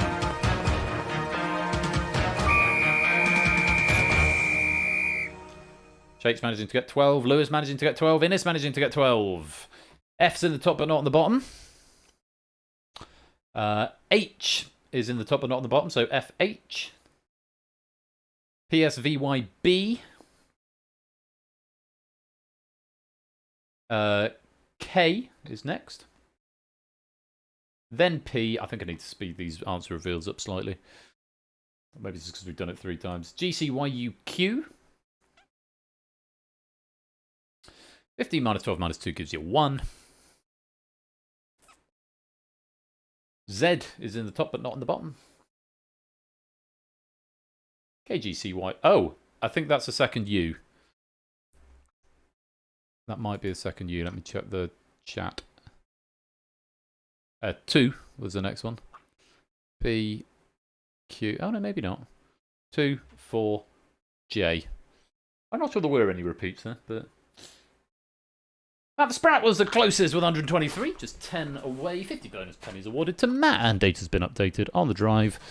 There we go. I'll check the VOD for that first run, Ramsey, because it shouldn't be able to generate 2 of the same answer for the 12 puzzles it generates. Anyway, that's the Crystal Dome. If that's fun, I might try and think of some more puzzles to... I definitely use sequence 6 to solve sequence 9. Hey, if it works. If it works, it works. That's the Crystal Dome. Hope you had fun with that. And that is going to be the end of the stream for tonight. Thanks for joining, everyone. I've had a lot of fun.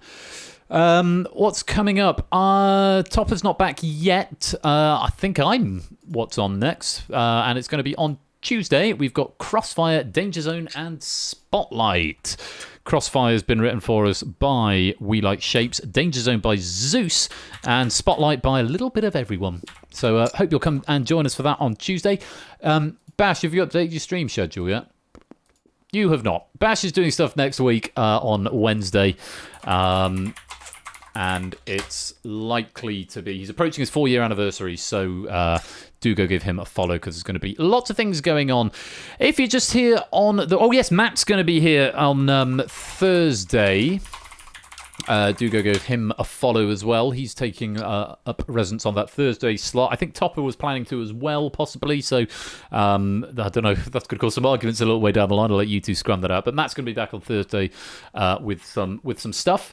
And I am going to be back next Saturday, so if you're just here for the weekend stream, what have we got next Saturday? Battlefront, Distinction, and The Escape Artist. I need to make some tweaks to the new version of The Escape Artist. And we'll have packs from Colo and Jogging for Distinction and The Escape Artist. And Sotley is providing Battlefront for us next weekend, so I do hope you'll come back and join us for that. Is there anyone to raid? Let's have a look. Who's going to do AGDQ? Oh, it's Half-Life Alex. I think that's probably a good shout. Yeah, raiding into Games Done Quick, which seems the sensible thing to do. Thank you all very much for joining me. Thank you again to our writers, to Oni for the Mole, to Ramsey for Google That, to Quizzle for Plinko, and to everyone who has joined us taking part. Congrats again to all our winners. Thank you very much for playing. I've run a bit late tonight, 11:15, but all is well. Until next time, probably Tuesday, I'll see you next. But if you've got any feedback on any of the stuff you've seen, into the Discord as ever, into the suggestions section would be great. Raid games, is it raid games done quick, I think. And yeah, gotta be done. Just say gotta go fast. Oh, it's subscriber only, so you may not be able to put a raid message in there, but we'll go raid over there anyway, because it seems to be the done thing. Thanks all for joining me. It's been great fun tonight. Until next time, I have been Royal Flush. You have been watching Game Night. Be splendid and wonderful and marvellous and safe. I'll see you on Tuesday. Until then, take care. Peace out and good night.